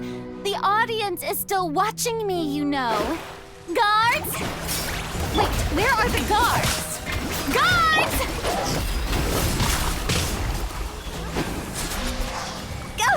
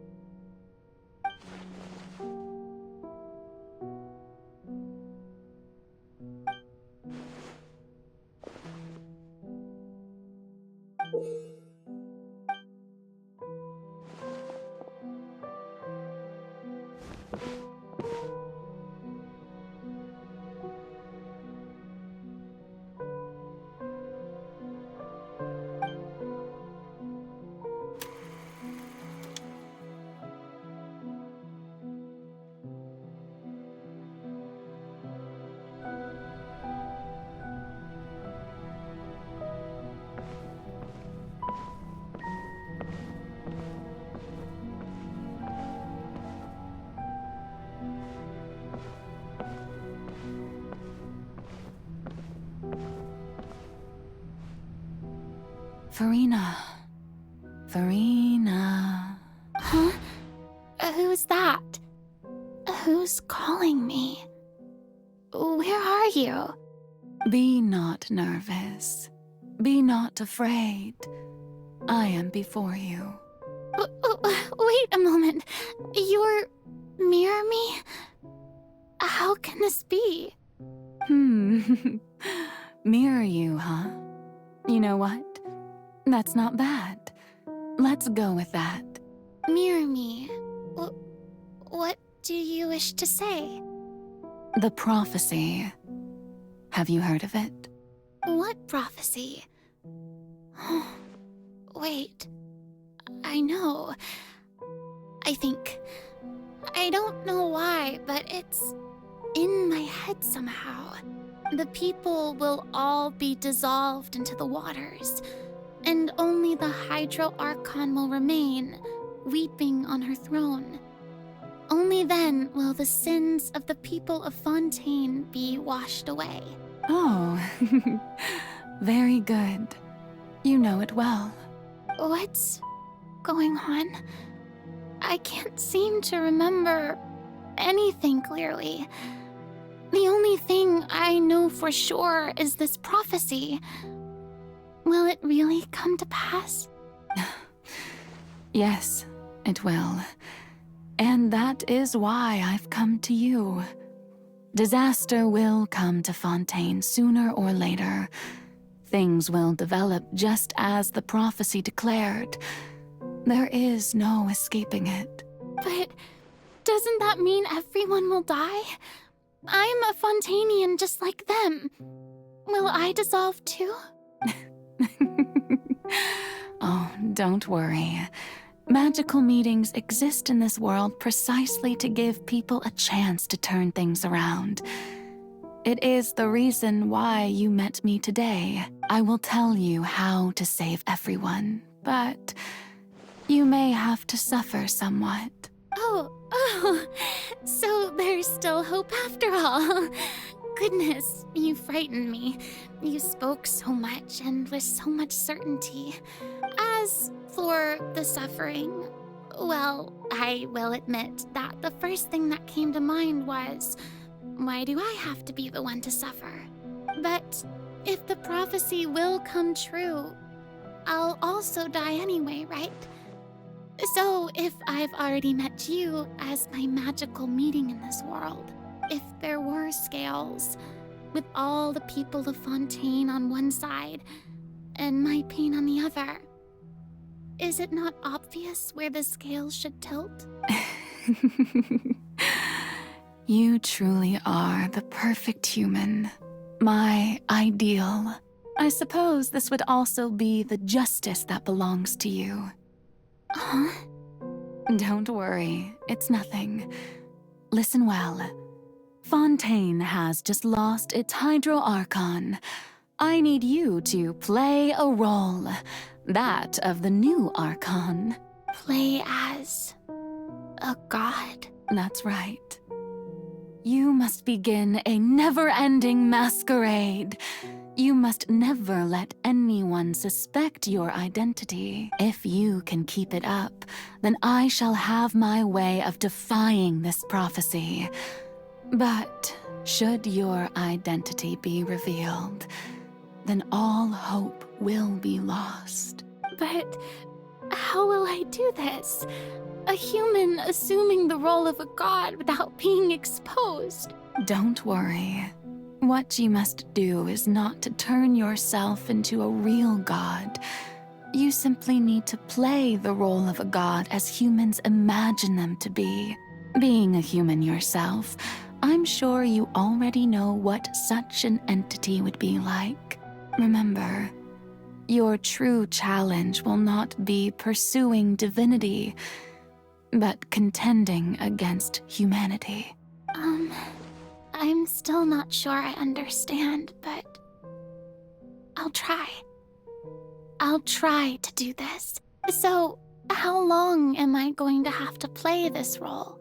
To accomplish this mission, you will have to stay on the stage for many, many years.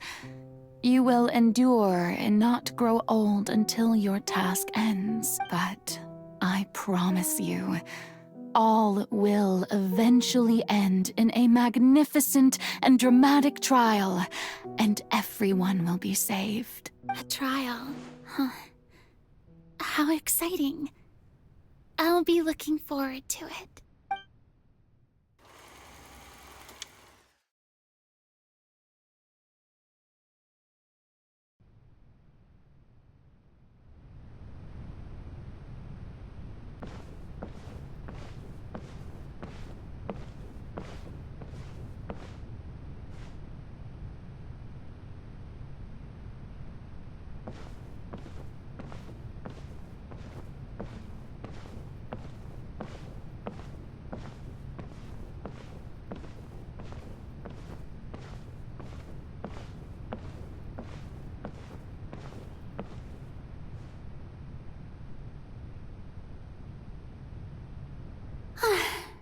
The Maison Cardinalise has announced my accession, but this is my first time facing the people.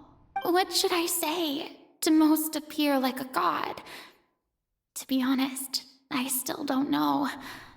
Perhaps I should first try to act natural. Ladies and gentlemen, good evening, and welcome to the Opera Epiclese. I'm sure you've all heard about how I have taken on the role of Hydro Archon. Indeed, I am Verena de Fontaine, your new Archon. In truth, I know little about becoming a nation's new god, but it will be my honor to guide you all. As the god Focalor, the god of justice, I shall do all within my power to lead you into an age of fairness and justice. Once again, thank you all for coming.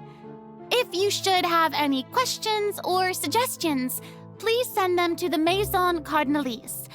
The future of Fontaine will require us to work together, after all. This should do it. I thought I might stammer, but thankfully, I was able to convey my thoughts just fine. Okay, and next. That's the new Hydro Archon. Is this some kind of joke by the Maison? I would have thought that a being that surpasses humanity would be a bit more assertive. Hey, did you hear that? She even told us to send her suggestions there at the end. Shouldn't gods be all-powerful? She's being so modest. What's the difference between her and an ordinary person, then? If you ask me, perhaps the succession didn't actually happen. She might just be a Maison-backed puppet. Wait, what's going on?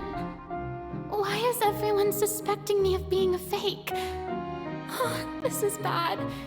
If I get exposed here, there'll be no saving the people from the prophecy. Right. Mirmi said that I just need to play the role of a god as humans imagine them to be. Calm down, Verena. Think. What do the people want? How would they imagine a god to speak and act? Assertive, with a strong sense of presence. One who can dispel all doubt. That is the character I'm fated to play.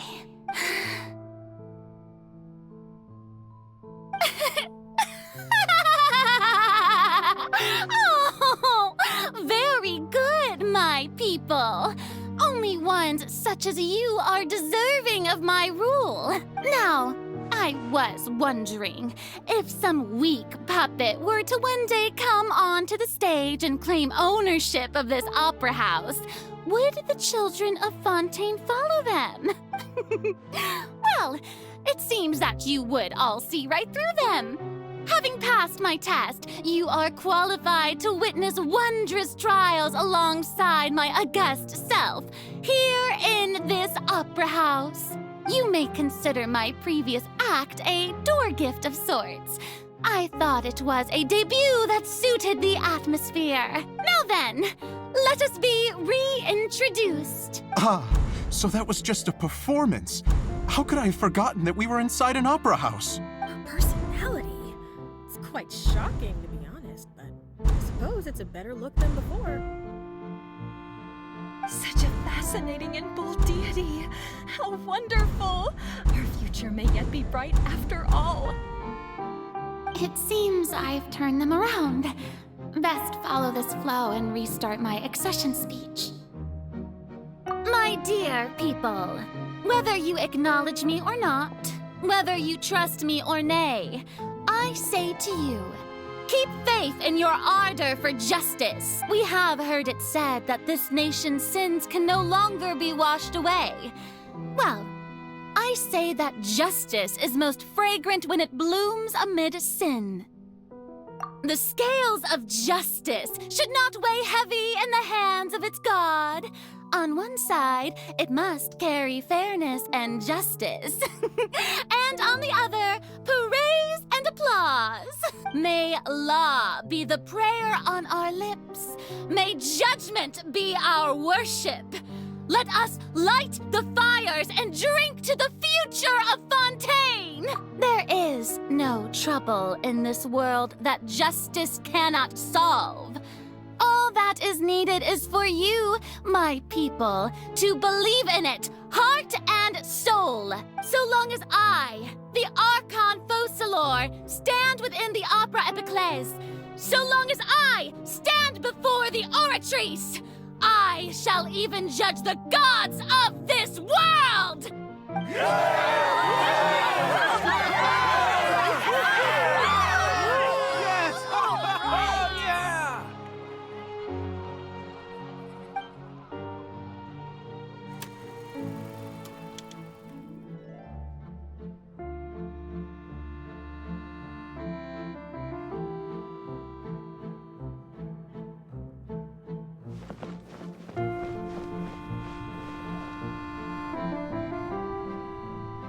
Lady Farina, here are today's case reports, as well as a summary of the follow-up for your perusal. Come now, was I not just at the Opera House in person? Leave these kinds of things to Neuvillette. Besides, none of these trials were the one that I'm looking forward to the most. If I may be so impertinent, what kind of trial are you truly looking forward to? A magnificent, dramatic, and wondrous trial. A trial to end all things.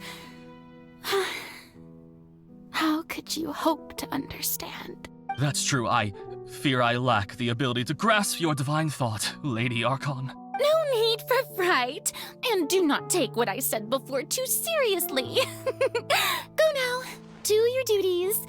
The trial I await. It will come one day.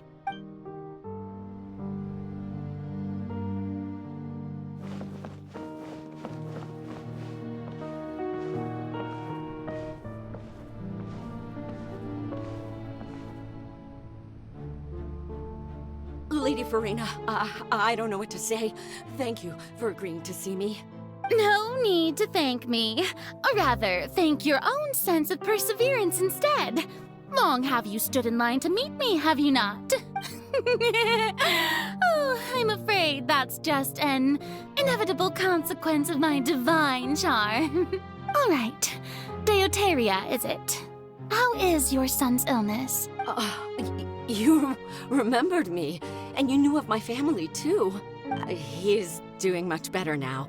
In fact, he is far more of an ardent believer than I. He was the one who forced me to seek an audience with you, and to bring your words back to him.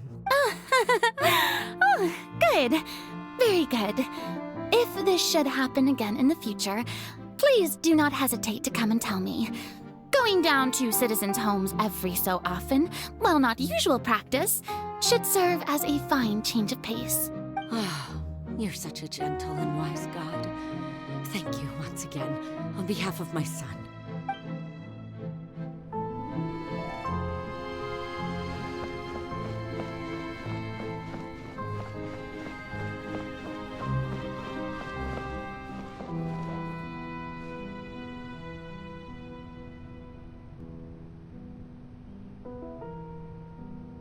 Lady Farina, here are the latest hydrological reports.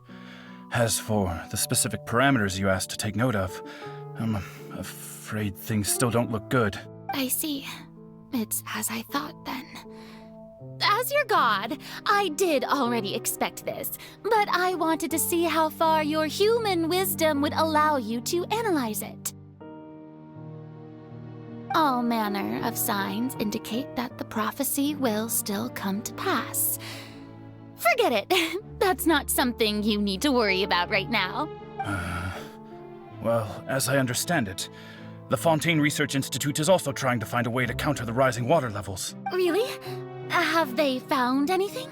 I'm afraid that they haven't found any effective solution thus far. Oh, is that so?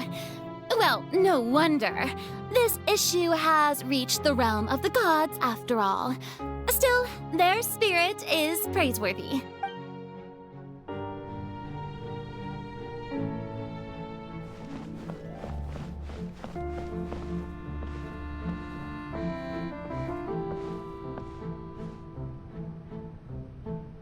The day is finally over. I haven't had a moment to breathe this whole time, but it's good to see that everything's getting on track. There are no longer any voices of suspicion. Maybe this is fine. I just need to keep going, and everyone will be saved. All right, Farina, don't think too hard about this. You need rest. Tomorrow's a new day.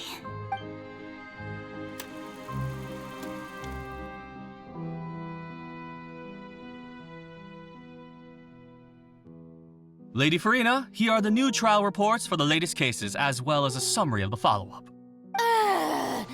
There'll be no need for that. I've seen them already.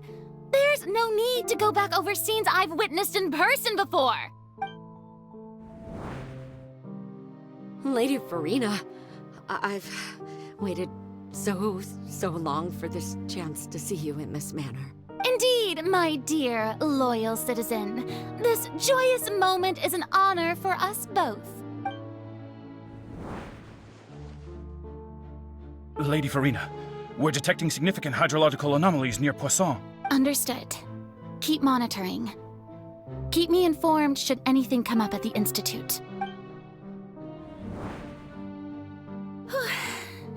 I don't think I let anything slip today. I must show the people that there is nothing to worry about.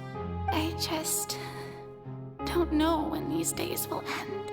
I feel utterly exhausted. Best to rest early today, too.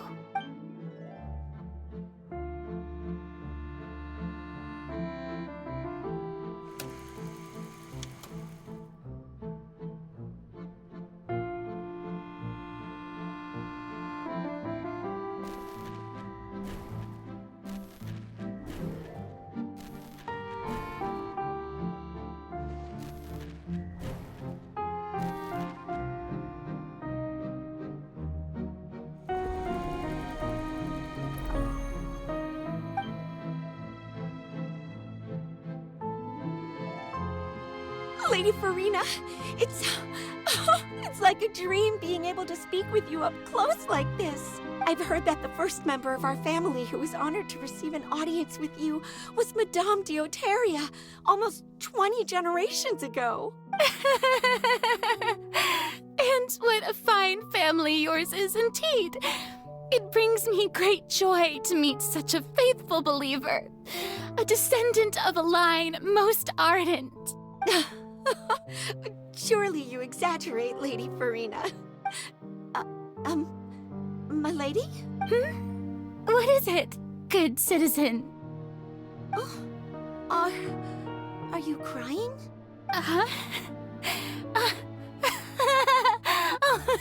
Really now? I didn't even notice. This must be the overflow of hydro from my person. Well, can't quite help being the god whose dominion is the waters, can I? No wonder. No wonder. A manifestation of your power, then. Oh, Archon, I am honored to have witnessed it. Honored indeed.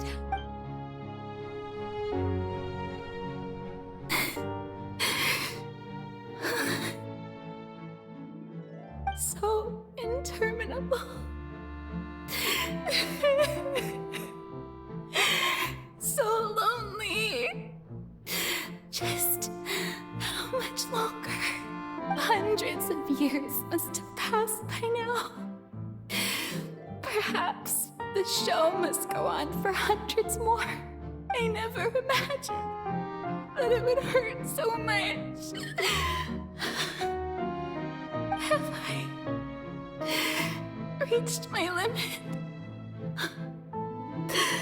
No. Perhaps I reached it long ago. Today I didn't even notice my own tears. I want to tell someone, anyone, about this. But would that not destroy all I've done so far? I've conducted so many investigations across the centuries. But there's not even a sliver of hope that we might break the prophecy. All I can do is keep heart. I must maintain this act. It is the only way to save Fontaine. Please, mirror me. You have to succeed.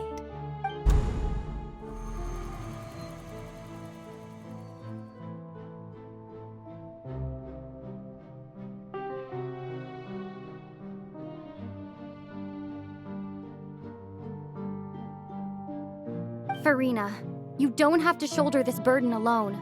Although I don't know what you might be keeping from everyone, your people are more than willing to share your burden with you.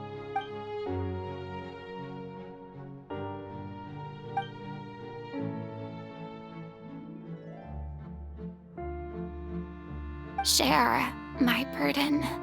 That's impossible. It was fated right from the start that this would be my duty alone. But even if your burden doesn't need to be shared, you can still choose to confide in someone. Just share it with me. I'm what you'd call a witness. A witness? Yes. I've heard that you came to Tevat from beyond the stars, yes. In other words, you never belonged here. And if Tevat is, in its entirety, a show on a stage, then you're just a spectator, aren't you? If that's the case... She's right. I could confide in her, couldn't I? But if things don't play out as expected, the people of Fontaine will be the ones to pay the price. No, Farina. You shouldn't be selfish. But what if it's really alright? Farina, you've worked so hard for so long. Surely it would be okay to put yourself first for once. Just this once.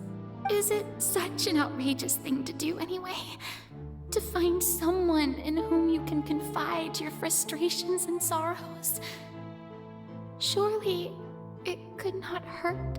If you let this opportunity slip through your fingers, it might never come by again. Think about it long and hard.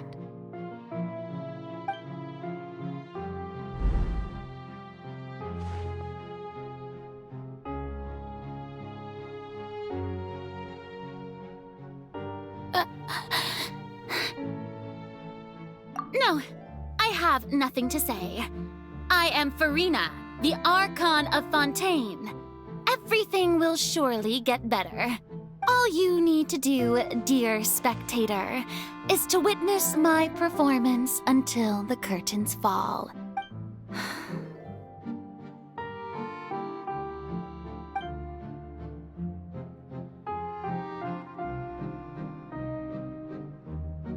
Fine.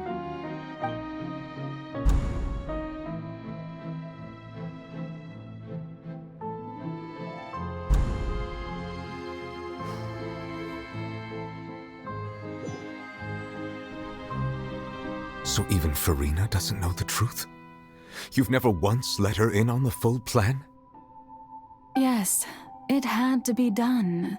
To deceive the heavenly principles, you must first deceive yourself. She did very well.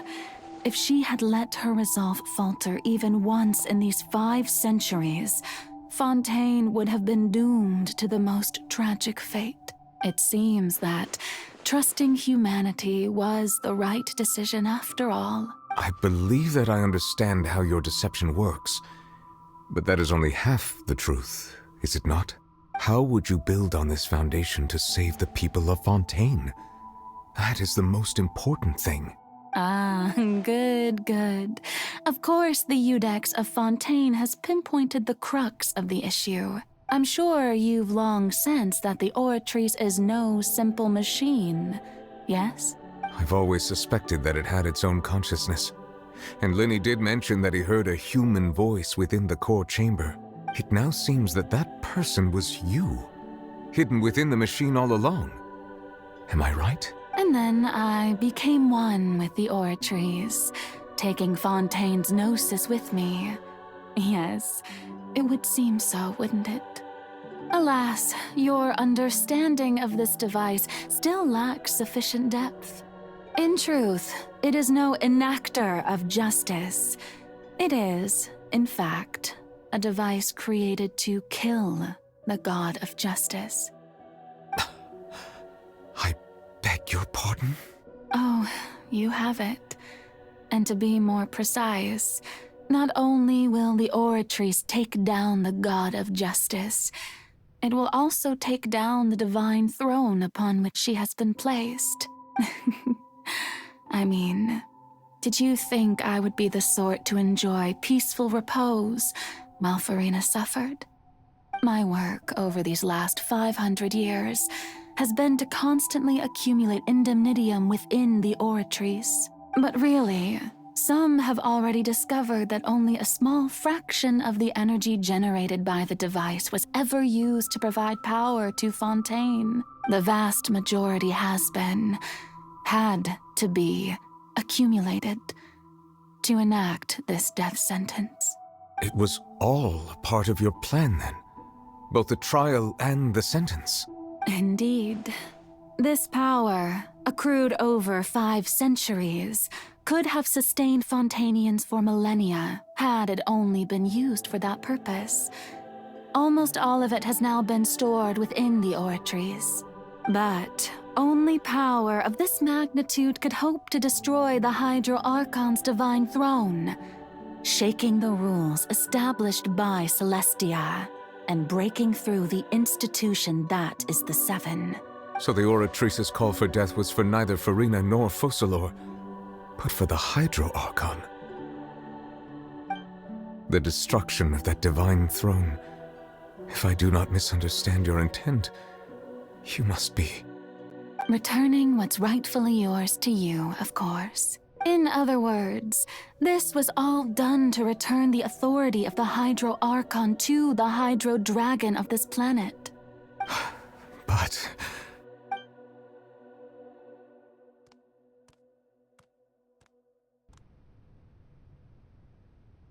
Oh, what? Getting sad again, are we? The authority of the ancient dragons shall soon be yours once more, O Hydro Dragon Sovereign. And this is the face you make.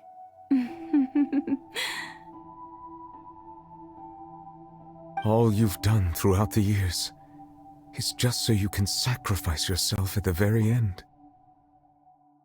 I've never quite seen it that way, you know. Even now, I'm quite pleased at how well my deception worked.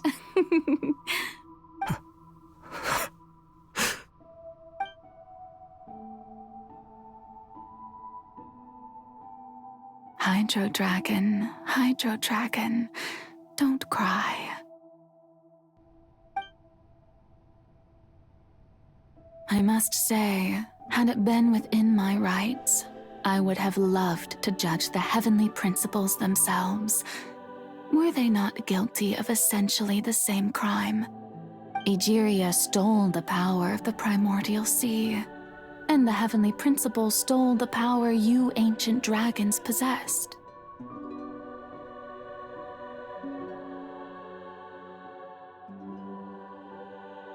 I, for my part, am the god of justice. And is it not just that your original powers should be returned to you? Speaking of justice, I have always believed that justice lies in the process of pursuing human existence itself. So, if the theft of the primordial sea's might was Fontaine's original sin, then, leaving matters of procedural right and wrong aside, the descent of the Fontainians as humans and their right to exist in this world would be Fontaine's original justice. In other words, existence was Egeria's justice, and to me, justice is the continuation of that existence, defying the prophecy and ensuring that Fontaine's people shall live on. That should be the justice enthroned over all others. At this point, we, whether it be myself or all other Fontainians, have shouldered the burden of this sin for far too long.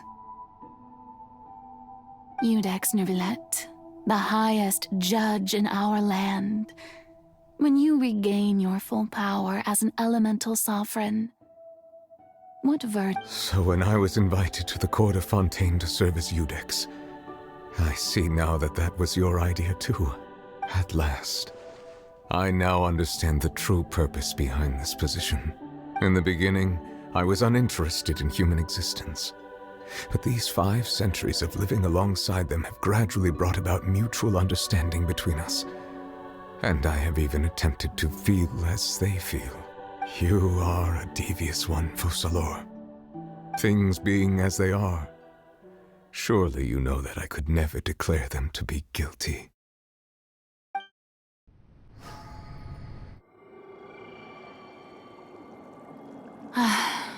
The hour of my execution is almost here. For the sinner, the curtain call has come. I know I may not sound it, but faced with death, I find myself a little afraid. Perhaps this is one thing both gods and humans have in common.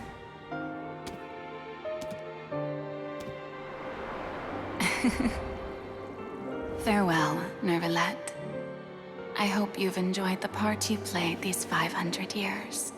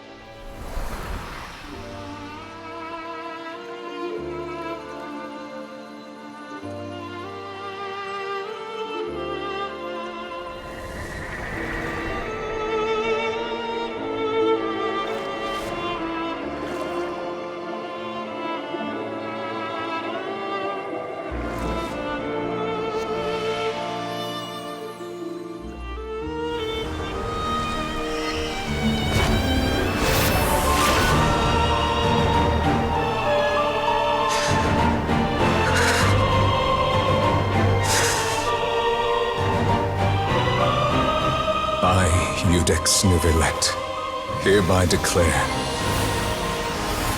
people of Fontaine, your sins are forgiven.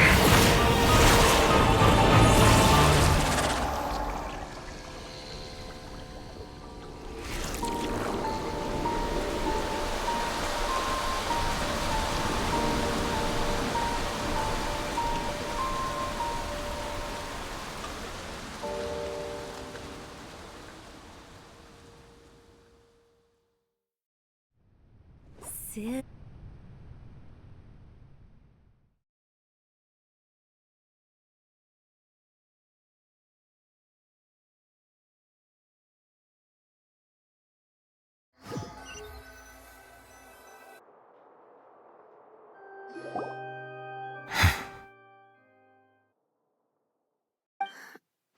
What just happened? Has the death sentence been carried out? Was that bright light some sort of misdirection? I have a feeling that something huge just happened. But since we're all still alive and haven't been dissolved, I assume whatever happened was good for us. It's time to end this. We must mete out punishment to that beast. Didn't you say just a moment ago that it can't be defeated? I have gained the strength sufficient to deal with it. Through certain means, I now have the ability to separate the power of the Primordial Sea from that creature. We should seize the opportunity to pursue our quarry. Traveler, now that the oratories can no longer function, I require an executor to help me mete out justice. The root of the calamities befalling Fontaine. The beast that enacts the prophecy. Its name is the all-devouring narwhal. Come with me, traveler. The hour of execution has come.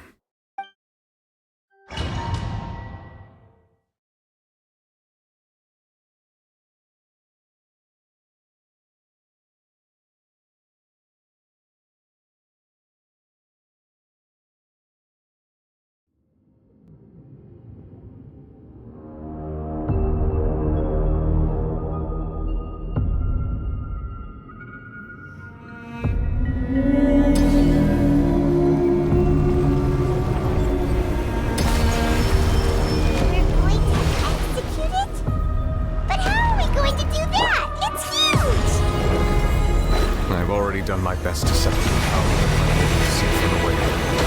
Considering the size of the beast, I cannot reach the power source.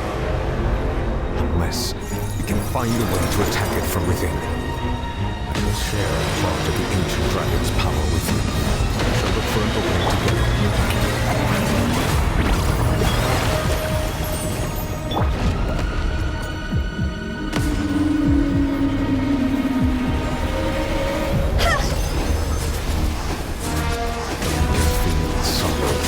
Hostility.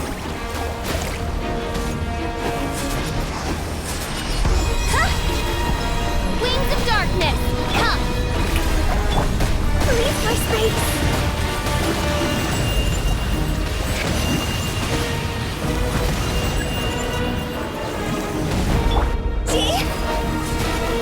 The all-devouring narwhal cannot resist its instinct to devour. Continue to trigger its hostility. A chance will present itself.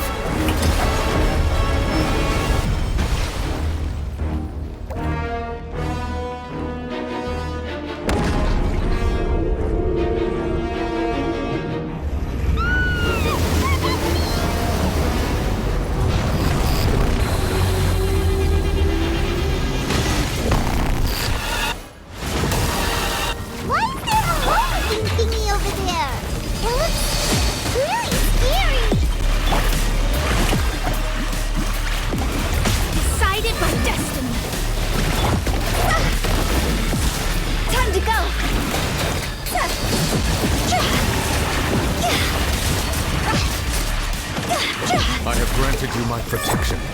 Do not fear. Seize the moment and use my power to suppress its root from within.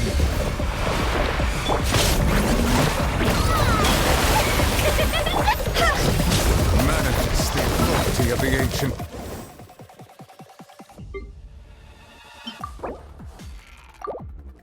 Dragons, witness the might of the primordial sea.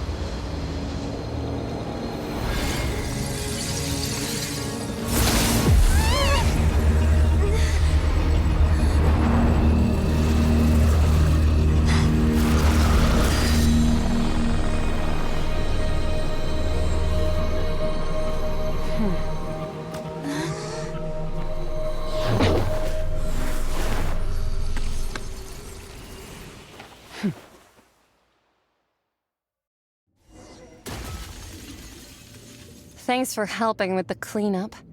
It should have been my job, but... oh well. It was just supposed to be a short private training session for me.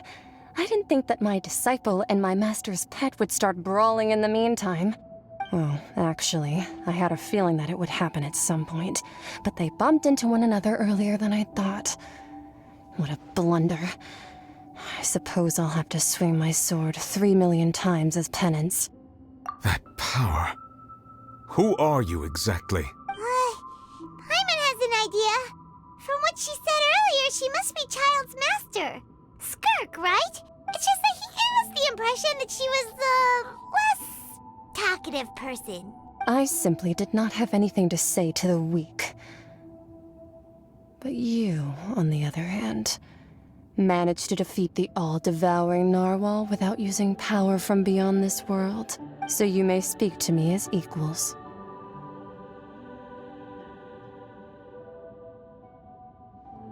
I have to agree. It's a strange use of a planet's primordial waters just to raise an all-devouring narwhal. That kind of power is wasted on it. It's not cooperative. It eats too much. And I have more important things to do with my time than pet sitting. The only thing that creature has going for it is its looks. All in all, it fails as a pet. Miss Skirk? I think you might have missed the point. The point being? Well, being that this pet almost destroyed an entire nation. So what sort of person is your master? Well, child's master's master. Wait, is that right? Oh, right. So you don't know him. Sorry, I assumed you did. His name is Sir Tologi. Huh? I am unfamiliar with that name. Huh. So Master isn't sufficiently famous. How should I describe him then? Have you heard of the name The Fowl? The Fowl? Still nothing? Well, how about the Visionary? Vetterfulnir then? Or Gold Rhine-Daughter? Ooh, that one we've heard! Rhine-Daughter's part of the Hexen Circle. She's Albedo's mom, right? Oh, so you do know that name. To be honest, I also heard all of those names and titles from my master. I don't actually know them either. But I suppose you understand now, yes? My master is likely a similar sort to Rhine-Daughter. They are both pursuing some form of perfection. Wait! Didn't you also mention a visionary person? Paimon didn't quite catch their name. Actually, never mind that. I believe it expedient to inform you that the all-devouring narwhal used up nearly all its strength fighting you. Such roiling hydro energies will prove difficult for the planet's deep seas to digest. As such, the Fontaine back on the surface has most likely been thrown into chaos. In other words, the prophecy that you've been fretting over should now be in full swing. What?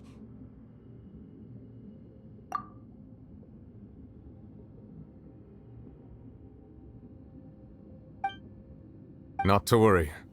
Focalor has already managed to deceive the heavenly principles.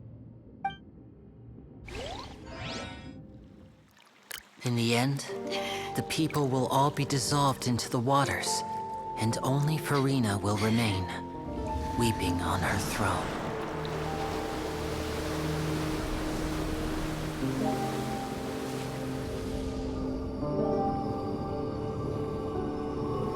Only then will the sins of the people of Fontaine be washed away.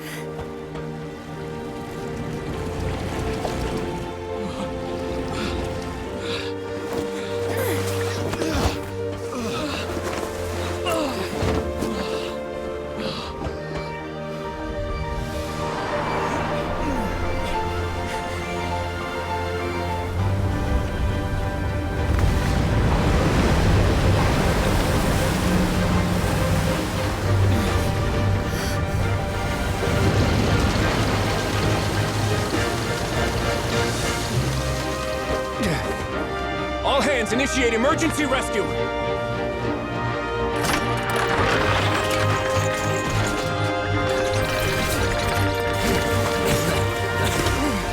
Hurry!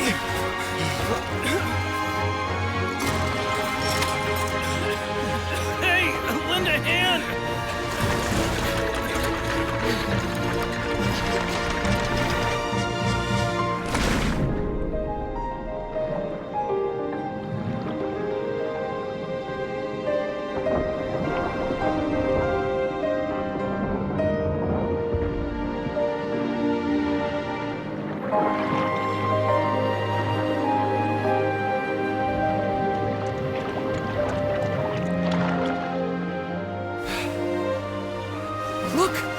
water's receding!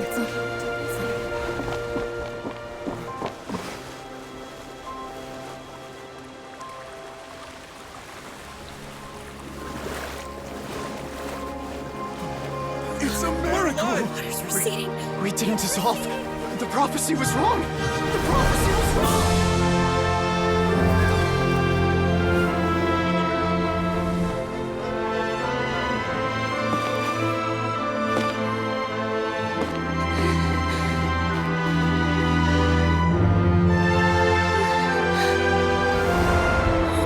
Are you alright? Yeah. We're saved.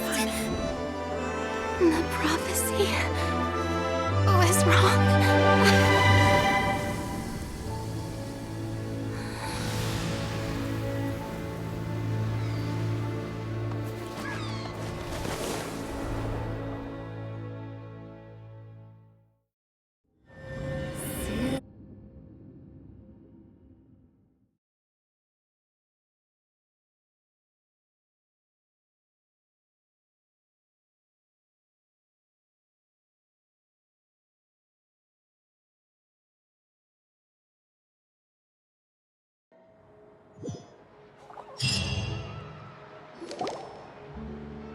The Soul renewed!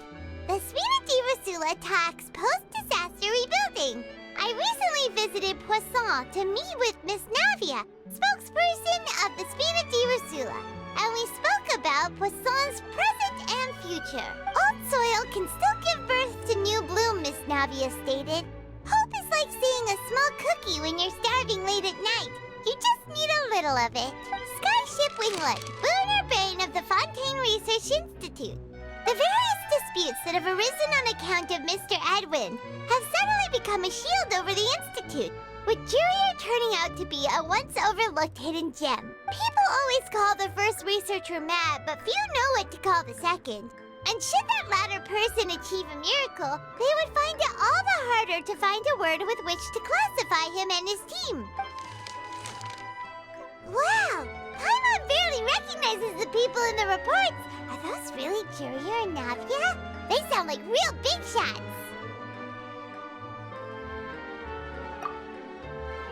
What do you think? Pretty enthralling, huh? The Steambird's idea was pretty simple. With the disaster just having passed, we would print a free edition packed to the margins with good news to calm people down. The value for these big scoops lies in their inevitable follow-ups. We'll publish further reports and go into the stories behind those people. Edwin's assistant, Jurier, created a true flying ship, while Navia is leading people in the reconstruction of their home. I'm sure that these stories could draw even your well-traveled eye. Paimon's curious too! Wait a minute. Didn't we watch everything happen from start to finish? What's there to be curious about? And that's exactly why I'd like you to come conduct interviews with me. You're the best incubators of news, if you haven't noticed. And also, with you around, I'm sure I'll get to see that Duke. Are you sure? Hasn't he turned you down several times already? Oh, this time will be different. Come on, let's head to Poisson first, and then make a trip to the fortress. There are some things you'll only know when you get there.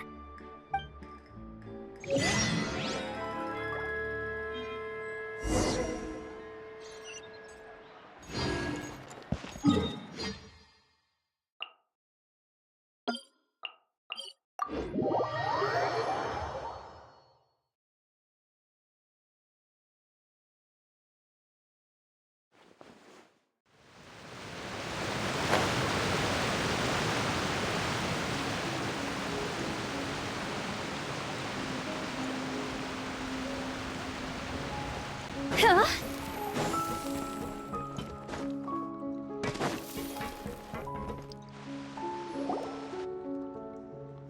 Navia! Oh, it's you. What brings you all here? Hey, we're just having a look around. I'm here to update myself on how things are going here. Oh, the Fatui are here too. Let me introduce you. This is Mr. Garunt Snezhevich.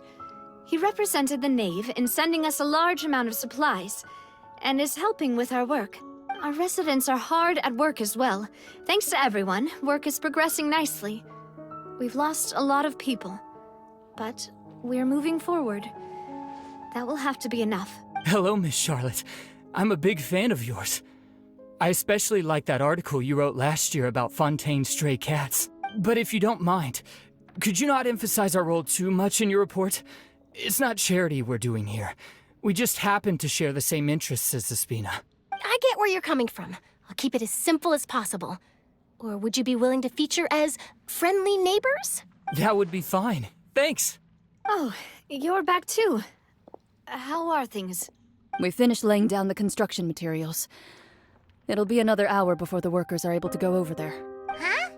You're here too, Clorinde? Well, her reputation's greatly risen after that whole duel business with Miss Farina. So she's here in Poisson to wait out the heat. All right. She really came here to help me out. There's too much to consider in the reconstruction of Poisson. The Spina has need of more decision-makers. And, well, I do already happen to be connected to Mr. Callis. Oh, wait just a moment. Do you mind me asking a few questions? You know, about how you felt before the duel, about what it was like facing down a god. There's lots of exciting material there, I bet. Forget it. I'm sure you can find a better theme than that, Miss Charlotte. I see you're the same as always. Couldn't you do me a favor, for Navia's sake? Well, if we're talking about doing things for my sake, you might as well just take a few more photos of me. Or of the Traveler. It's better than wasting time persuading Clorinde, at any rate. Of course I will. I'm not gonna let her off that easy. All right, then everyone who wants to be in the photo, gather up. And smile.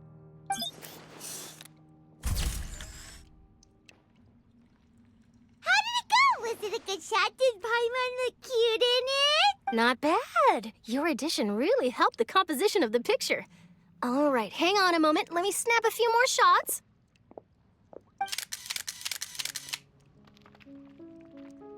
All right, that should do it.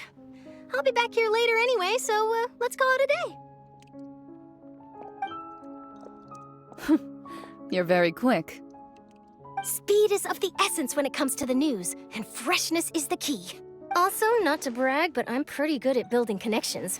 Who knows? I might eventually get that interview with you after all, Miss Clorinde. Wow, you really do have that never say die spirit. I'm impressed. I'll hazard a guess that this is how you got that interview at the Fortress of Maripede. Whoa, you're well informed. Let me make a guess too. I asked Sigewinne, who told Monsieur Neuvillette, and he told you, right? That's a very complete information chain. In truth, all Monsieur Neuvillette asked me was, when did the Fortress become so friendly towards the media? I told him that it was best not to speak too soon. There's no guarantee that Ridesley will make a personal appearance. You're right. I've got to treasure every moment I have with them. In which case, I'll be making a move first. Stay safe now. And tell me if you hear anything interesting. I'll treat you to afternoon tea in exchange.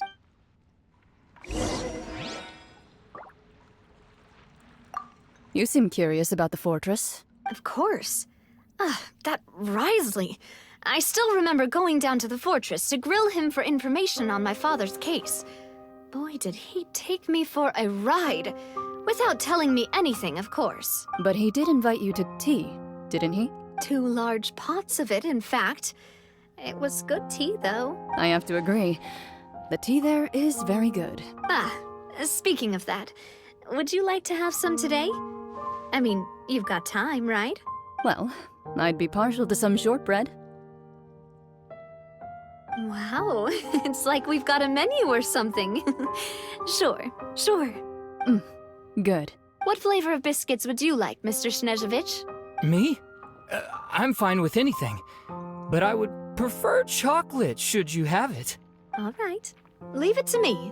I'll go over the newly arrived supplies with you later, Mr. Snezhevich. We should be able to finish the preparatory work today.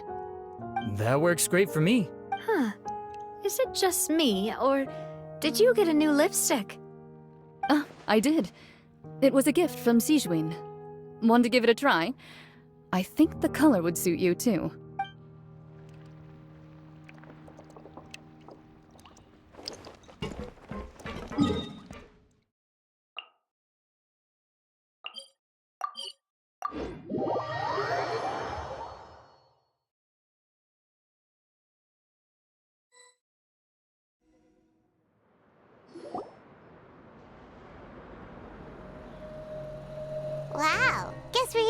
fun, huh? There's a real nostalgic feeling to this place. Looks like you've been missing us. Duke! Did you come all the way to the entrance to greet us? Of course.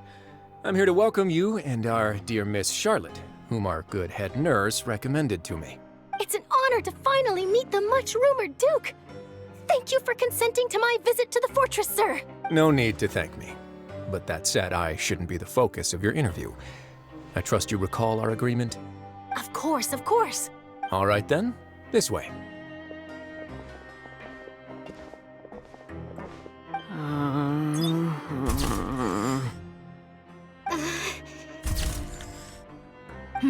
Hey, no need to be so nervous. I've already taken all the photos we need. Miss Charlotte, do these pictures really need to be published on the cover of the Steambird? It would seem that Miss Lorvine doesn't want her face to appear beside that of Mr. Jurier, hmm? Sir, please don't say things like that. But it looks like dear Mr. Jurier denies it. Might this interview be very important to you, then? No, I just... This is my first time being interviewed, and I'm very thankful to the Steambird for... Now, I might not look it, but I actually did meet Mr. Edwin once. And I'll be honest, I enjoyed chatting with you more. You've definitely got more of that genius vibe going on. The boat that brought about a miracle, the ark that saved the people. Why, you recreated a myth back there, like an emissary of legend. Still, if I might ask, where's that flying ship now? Huh! Looks like Charlotte's trying to get herself another exclusive scoop. I have to apologize, but that ship is presently in the bowels of our factory. I'm afraid it won't be easy for you to get a shot of it. Really? Well, then in that case, could I have an interview with you to make up for that loss? You already know my answer, I'm afraid. Best you interview our head nurse instead. Or perhaps you'd like to take another photo of this couple of researchers? Did you really have to use the word couple? Well, then, 2 solo photos will do. Is my hair messed up? Please, someone help me have a look. Things sure are getting pretty lively here. We've seen this kind of thing before. Oh, seems like everyone's here. Would any of you like to try this new drink I came up with? Ah, Siegeween. Hey, Miss Charlotte. Why don't you, take some pretty photos of our head nurse? Sure. Come on, Miss Siegeween, over this way. Let's find a brighter spot. Huh? Sure. Do I have to smile? So, how have things been at the fortress? Same old, as you can see. Fontaine's undergone some changes, but this place is still more or less the same. Other than that flying ship, it got a tad too much attention, I think. That's why I decided to let the interview go through. We should direct more public opinions toward the behind-the-scenes heroes. Am I right, Mr. Jurier? Miss Lorvine? You're too kind, sir. I believe that you too should have your day in the sun. Not that you would want that, which is a pity. I'll just leave the spotlight to you two. I see. Lots of things happened that day, huh? Anyway, regarding that Harbinger, I'm not sure you remember, but his 3 young followers are still waiting for his return. He sure did win them over, huh? I'll tell them that there's good news and bad news. The good being that their boss seems fine, and the bad being that they must face extended sentences for abetting his escape.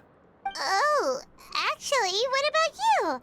Are things gonna change for you too? What change can there be? The fortress will keep chugging along, and so will my duties. As to what Miss Farina's departure will mean for the nation, and if our laws and governance will be transformed, we'll leave those to the folks in the overworld. Hey, everyone! The photo shoot's done. Good. In that case, let's call it a day here. Thanks for your cooperation. Come on, Traveler, let's go. Till next time, everyone. There'll be a next time? Maybe. Who knows?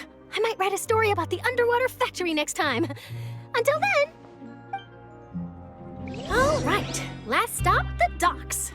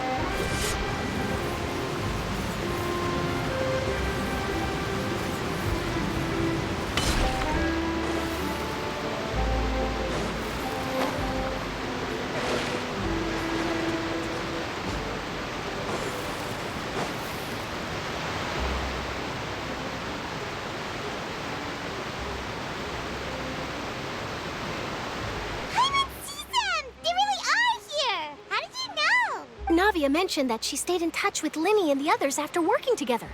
Apparently, they've been at the docks distributing these strange pockets the whole time since. Traveler, Paimon. Ah, and Miss Charlotte, too. Would you like a magic pocket? What sort of gadget is it? It's a wondrous bag that can be used to carry many things. The water level has returned to normal, but if you see any of your things floating around, you can use this to carry them. Or you could trick a friend into doing it for you. Trick a friend? I wonder which of my friends would fall for that. You could just make a friend like Fremine here. Isn't that right, Fremine? Is this what you meant by, I'll help you make some more friends? To be honest, that sounds pretty sweet. Could I have your contact, please? Sure. Please, write down my address. Lynette sure is working hard to help Fremine socialize. He was the one who proposed doing this. He even wants to assist in our magic shows. Yes, I was planning to first introduce Pear as an assistant, and later Fremine himself. In the future, I think we can leave underwater escape magic to him too. That said, would anyone want to see a diver escape underwater? Oh, it'll work out. Every journey begins with the first step. He'll become a part of our show eventually. Lynette, could you come over? Miss Charlotte says she wants to take a picture of us. Got it. My, that Charlotte is rather perceptive. She got rid of everyone the moment she realized I had something to say to you. So, how have things been, Traveler? Father says that you did a great deal during the latest events. She's very grateful for your contributions to Fontaine. That's all right. We were more than happy to help. So, what's she doing now? Oh, I guess you haven't heard. Well, after Lady Farina left, Father and Monsieur Neuvillette opened negotiations, during which he gave Fontaine's gnosis to her as a diplomatic gift.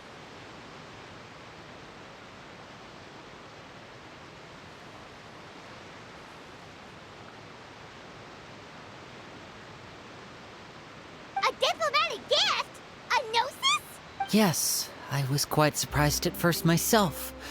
But when I thought it over, there were actually a number of things going for it. It could have been done as an apology for the incident with Lord Child, or as thanks for his help in tying the all-devouring narwhal down. Furthermore, Father did also lend significant aid to Fontaine and Poisson. Well, that's true, but this is a gnosis we're talking about. Doesn't this seem a bit irresponsible? I would agree, but I've also heard that it seems that Monsieur Neuvillette has had a significant change of heart regarding the matter. So there's some reason for this that only Neuvillette knows about? I suspect you'll have to ask him about that yourself. Ah, yes, speaking of which, I did see him strolling around the entrance to the Fortress of Masquerade a while back. Isn't he real busy and stuff? Paimon didn't think he'd have the time for that. But back to the topic. The gnosis was given to the knave, right? What about Child? They say that he's returned to Snezhnaya to recover from his wounds. I hear that the recent disaster really did a number on his health. That's true. When you think about it, we've had loads of run-ins with the Fatui. To think we'd be allied with them this time. So shocked by such a simple switching of sides?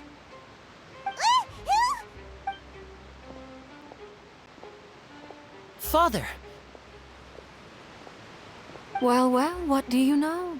Come to the docks to see how my children are doing and meet the Traveler by chance. Please do not pay my accomplishments in Fontaine too much mind. I would have done them regardless. Are you going to take the gnosis back to Snezhnaya? That is our duty as harbingers, yes. Don't be too preoccupied with sides. The goal of the Fatui concerns not a single place or person, but the entire world. With such a grand goal in mind, It is inevitable that we must wear many masks. Switching my masks is something I've always done. Well, that depends on many things. No one truly knows what the future holds. What good is honesty if you can't rely on it forever? As for you, I very much look forward to our next collaboration. Good things cannot be achieved alone, and you've proved yourselves to be great partners. A vision? All right. I'll remember to return it. Thank you for keeping it safe for him this entire time. And that's a wrap for me.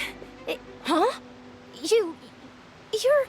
Greetings, Miss Journalist. Hello. If I'm not mistaken, there are diplomatic channels I'll need to report to take a photo of you. That is correct. So forgive me, but I will not be able to serve as a subject in your article.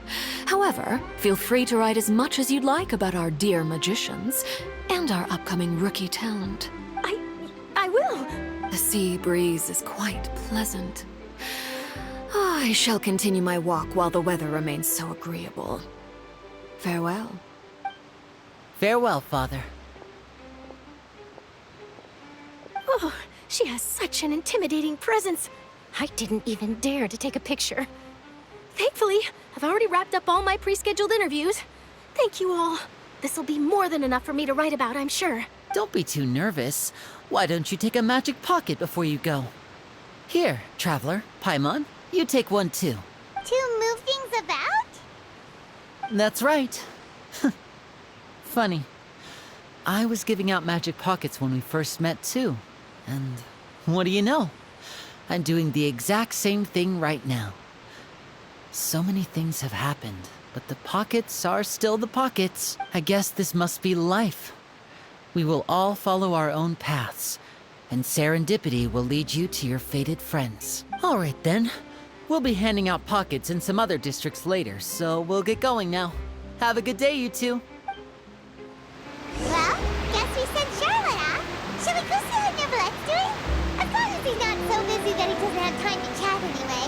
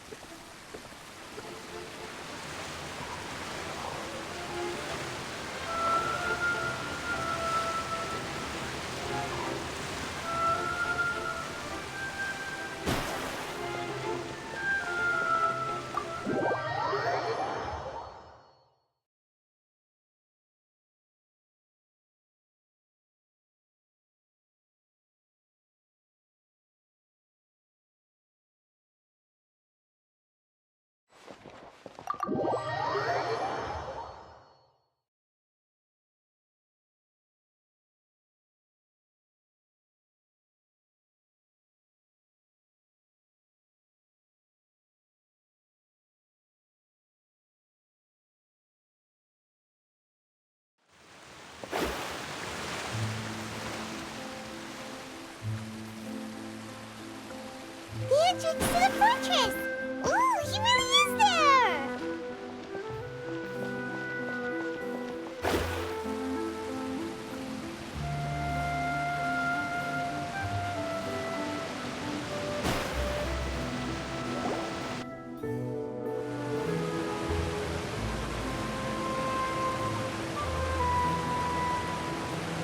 So, you really are here, Neverlet!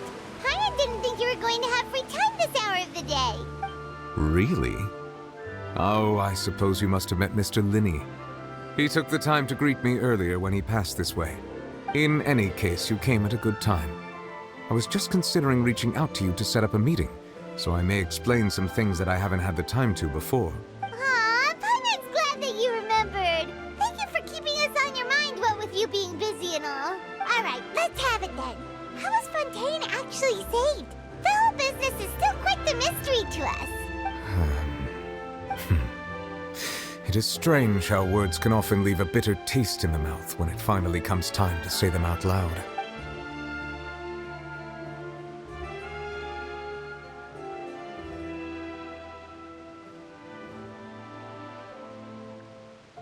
Whoa. So that's what happened?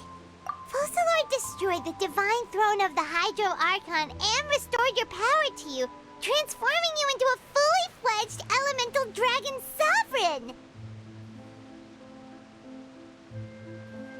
But Paimon still doesn't quite get what you did to save the Fontainians from dissolving. For me, the authority of the ancient dragons refers to absolute control over the hydro element. Fontainians were incomplete humans born of Egeria's use of the power of the primordial sea, with constitutions similar to that of mimics. But so long as those primordial energies remain within them, I could use the ancient dragon's authority to grant them true blood, after the fashion in which life was first brought into being on this planet. In other words, when I gave my verdict, Fontainians became true humans, and thus would naturally no longer be dissolved by water from the primordial sea. Focalor must have counted on you to make that decision as well. Your verdict was the key to making the prophecy appear to have come true while saving everyone. Yeah, and in a manner of speaking, Focalor finally managed to fulfill the original Hydro Archon's wish to turn Oceanids into real people too!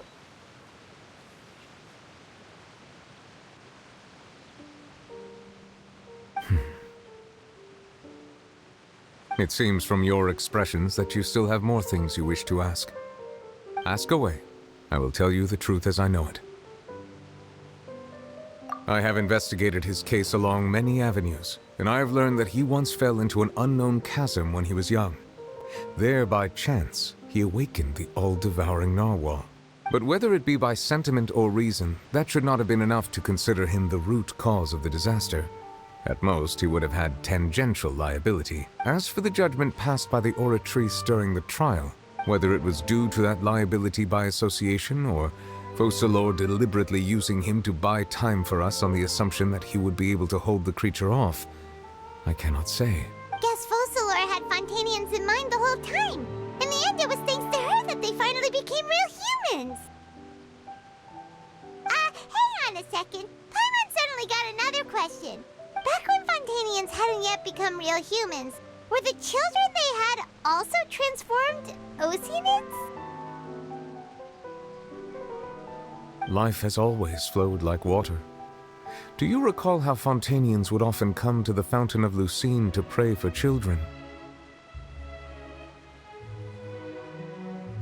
Yeah, Lynette said the fountain is where all the waters in Fontaine converge. In truth, even those couples did not know that such prayers were no mere custom, but instead a form of ritual. Those Oceanids who were blessed within the spring water would later descend as new humans in the coming months. Paimon sorta gets it now. Either way, seems like this ritual won't be of any further use, but it'll probably live on as a local custom. Ask away. I will tell you the truth as I know it. Yeah, about that. Risley said Farina has already left. What's that all about? Ah, Lady Farina. The people are only aware that her death sentence has not been carried out. She abdicated the post of Hydro Archon, and I related Focalor's words to her fate. She simply said, having said that, You need not worry. I will. In truth, I am somewhat, but now that she no longer. What about you then? After Focalor passed, this matter will die. Looks like you're still. As an elemental, as such, before I attend. Additionally, the high. That's true. Wait, but the. As I am now. Wow. Ask away. I will tell you the truth as I know it. Yeah, about that. Risley said Farina has already left. What's that all about? Ah, Lady Farina. The people are only aware that her death sentence has not been carried out. She abdicated the post of Hydro Archon and left affairs related to that title to me, before leaving the Opera House. I related Focalor's words to her faithfully and completely. After hearing them, she seemed neither saddened nor comforted. She simply said that she was tired and needed to rest. Having said that, she then packed her things and moved out of the opera house, not unlike how an ordinary person might.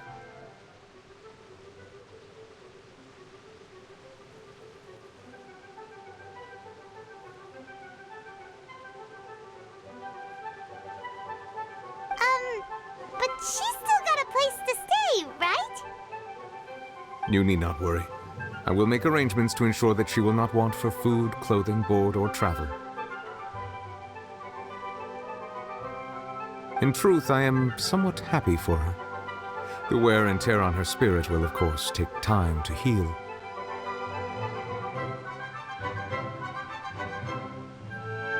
But now that she no longer has to play the role of Focalor the Hydro Archon, she can finally lay down her burdens and lead a normal life. What about you then?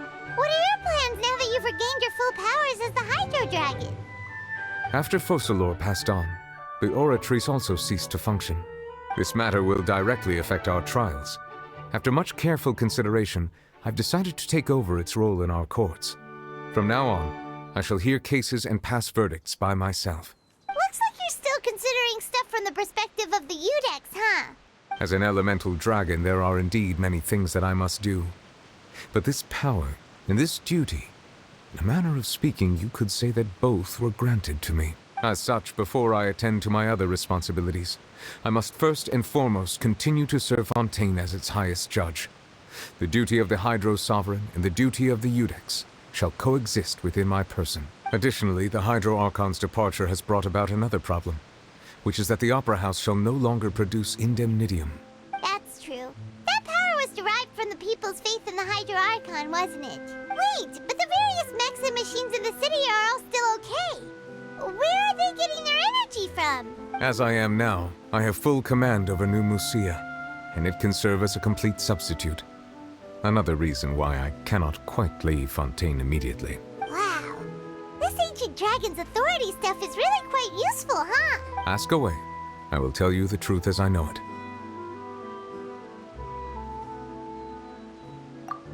Oh, that's right! They say you've given it to the knave as a diplomatic gift or something! Leaving aside their intentionality, the two Fatui Harbingers have indeed done much for us during this crisis.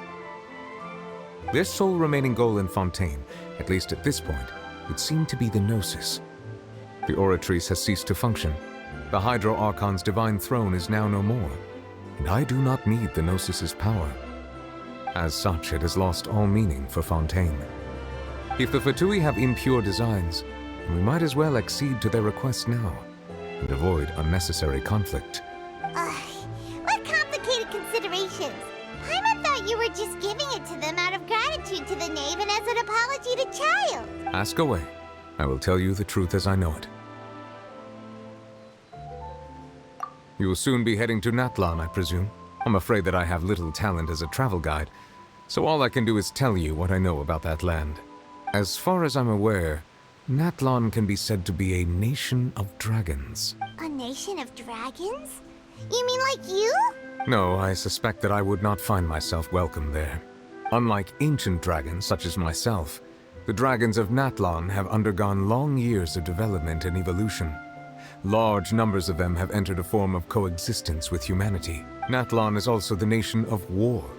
War ravages those lands like an undying flame. There is one other piece of information I got incidentally from my negotiations with the Knave that I believe may be useful to you. The Harbinger known as the Captain has thrown his hat into the endless ring of war. The Captain. Sounds like a real tough customer. Seriously, everywhere you look, there's a Fatui Harbinger doing their thing. I suggest that you fully prepare yourself before going to Natlan. In the meantime, Fontaine's doors will always be open to you. Ask away. I will tell you the truth as I know it. Hang on a sec. Paimon's still got a question about the Gnosis. When we spoke to Linny earlier, he mentioned that your attitude towards giving away the Gnosis had clearly changed. We guessed that there might be some reason for it that only you were aware of. No wonder the House of the Hearth is the Fatui's intelligence division. They are certainly sharp.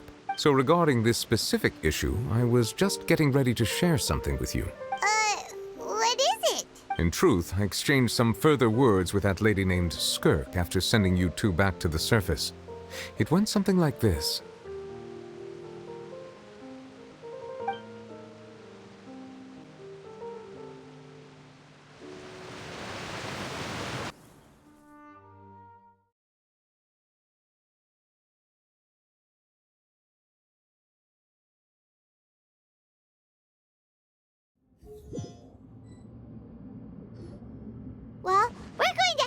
outside to see what's going on. You hurry over soon as well, all right, Nervalet? What next? The all-devouring narwhal isn't here, so I'm no longer getting any interference. I can finally catch the scent of your power, what it's made of. It is the authority of the planet's primordial dragons, but with something very similar to a god's curse mixed in. It's quite a novel blend. I'm sure I've encountered something like this before. What was it again? I do not know what you speak of. Ah, of course. How could I forget? You should have the remains of the third descender on your person, yes? Remains? I've never heard of any such thing. Huh. According to your parlance, I believe it may be called a gnosis. Well, that much is true. After Focalor's divinity faded, she handed her gnosis to me, but I fear I have never heard of it described in the manner that you just did. I've been training with my master, the Foul, ever since I was young, and I have never returned to the surface since. So most of the information I possess, I got from him. It is only natural for those who are greater than humanity to possess a different sort of common sense, which is why there are so many problems in our attempts to communicate with humans. Regardless, you should probably get rid of objects of misfortune to prevent any disasters from befalling you. To live in itself is a blessing. But once a person dies, the bonds he once had with this world shall all turn to curses. What do you mean by that? No need to fret. These are just my personal thoughts, and my reason for no longer wishing to return to the surface. This third descender you refer to, who are they? And when did they die? Master never mentioned them to me. Perhaps it just wasn't that important for me to know. If you're interested, though, I could ask him. I'll be sure to pass the answer on to you next time. Next time? You believe we will meet again? I do. Wait. I have a disciple of my own, don't I? He can be the messenger, then.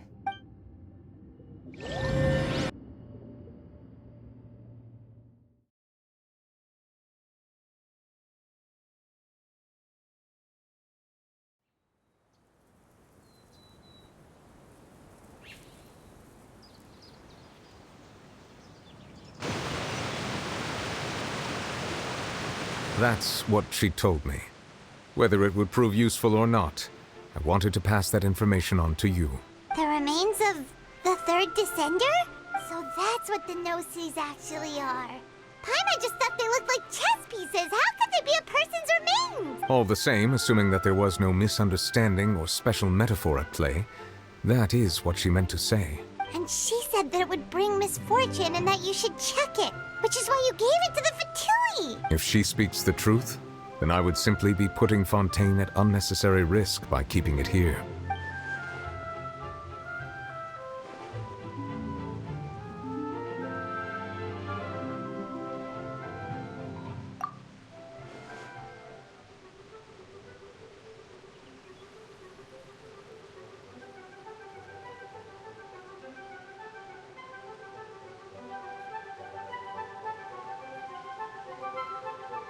I had guessed that you might already be familiar with this concept, but I did not expect you to be one of them. That means that the Gnosis, which are exceedingly element-compatible and can even enhance elemental abilities, do indeed come from the third descender. I wonder, does your body also possess similar properties?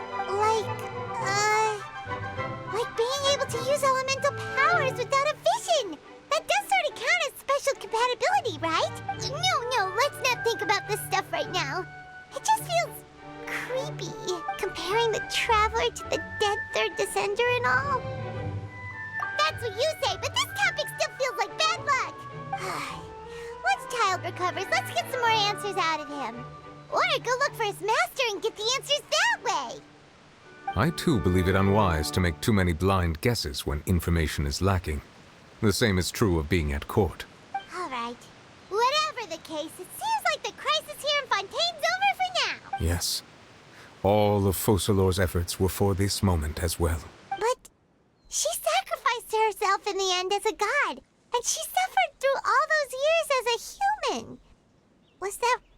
what she wanted? I suppose that would be the mystery of a god's will. I suspect not. But once in a while, I too would guess that if wishes were like the clouds in the sky, they will one day return to the earth as raindrops. Life flows like water, and rain is the final answer. The water levels may sometimes tilt one way or another, but the rain falls fairly upon all. And what, ultimately, is the difference between the rains that fall upon all of us?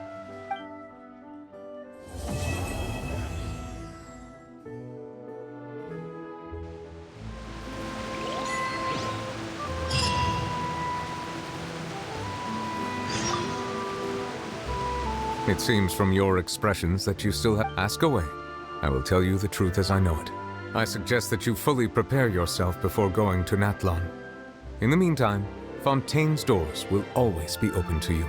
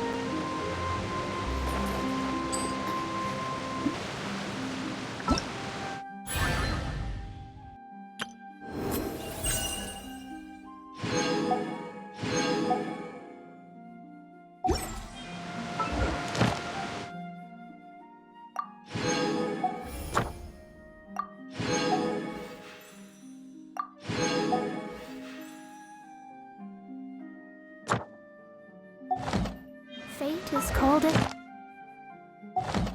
Such for it cannot be changed. Nor can it.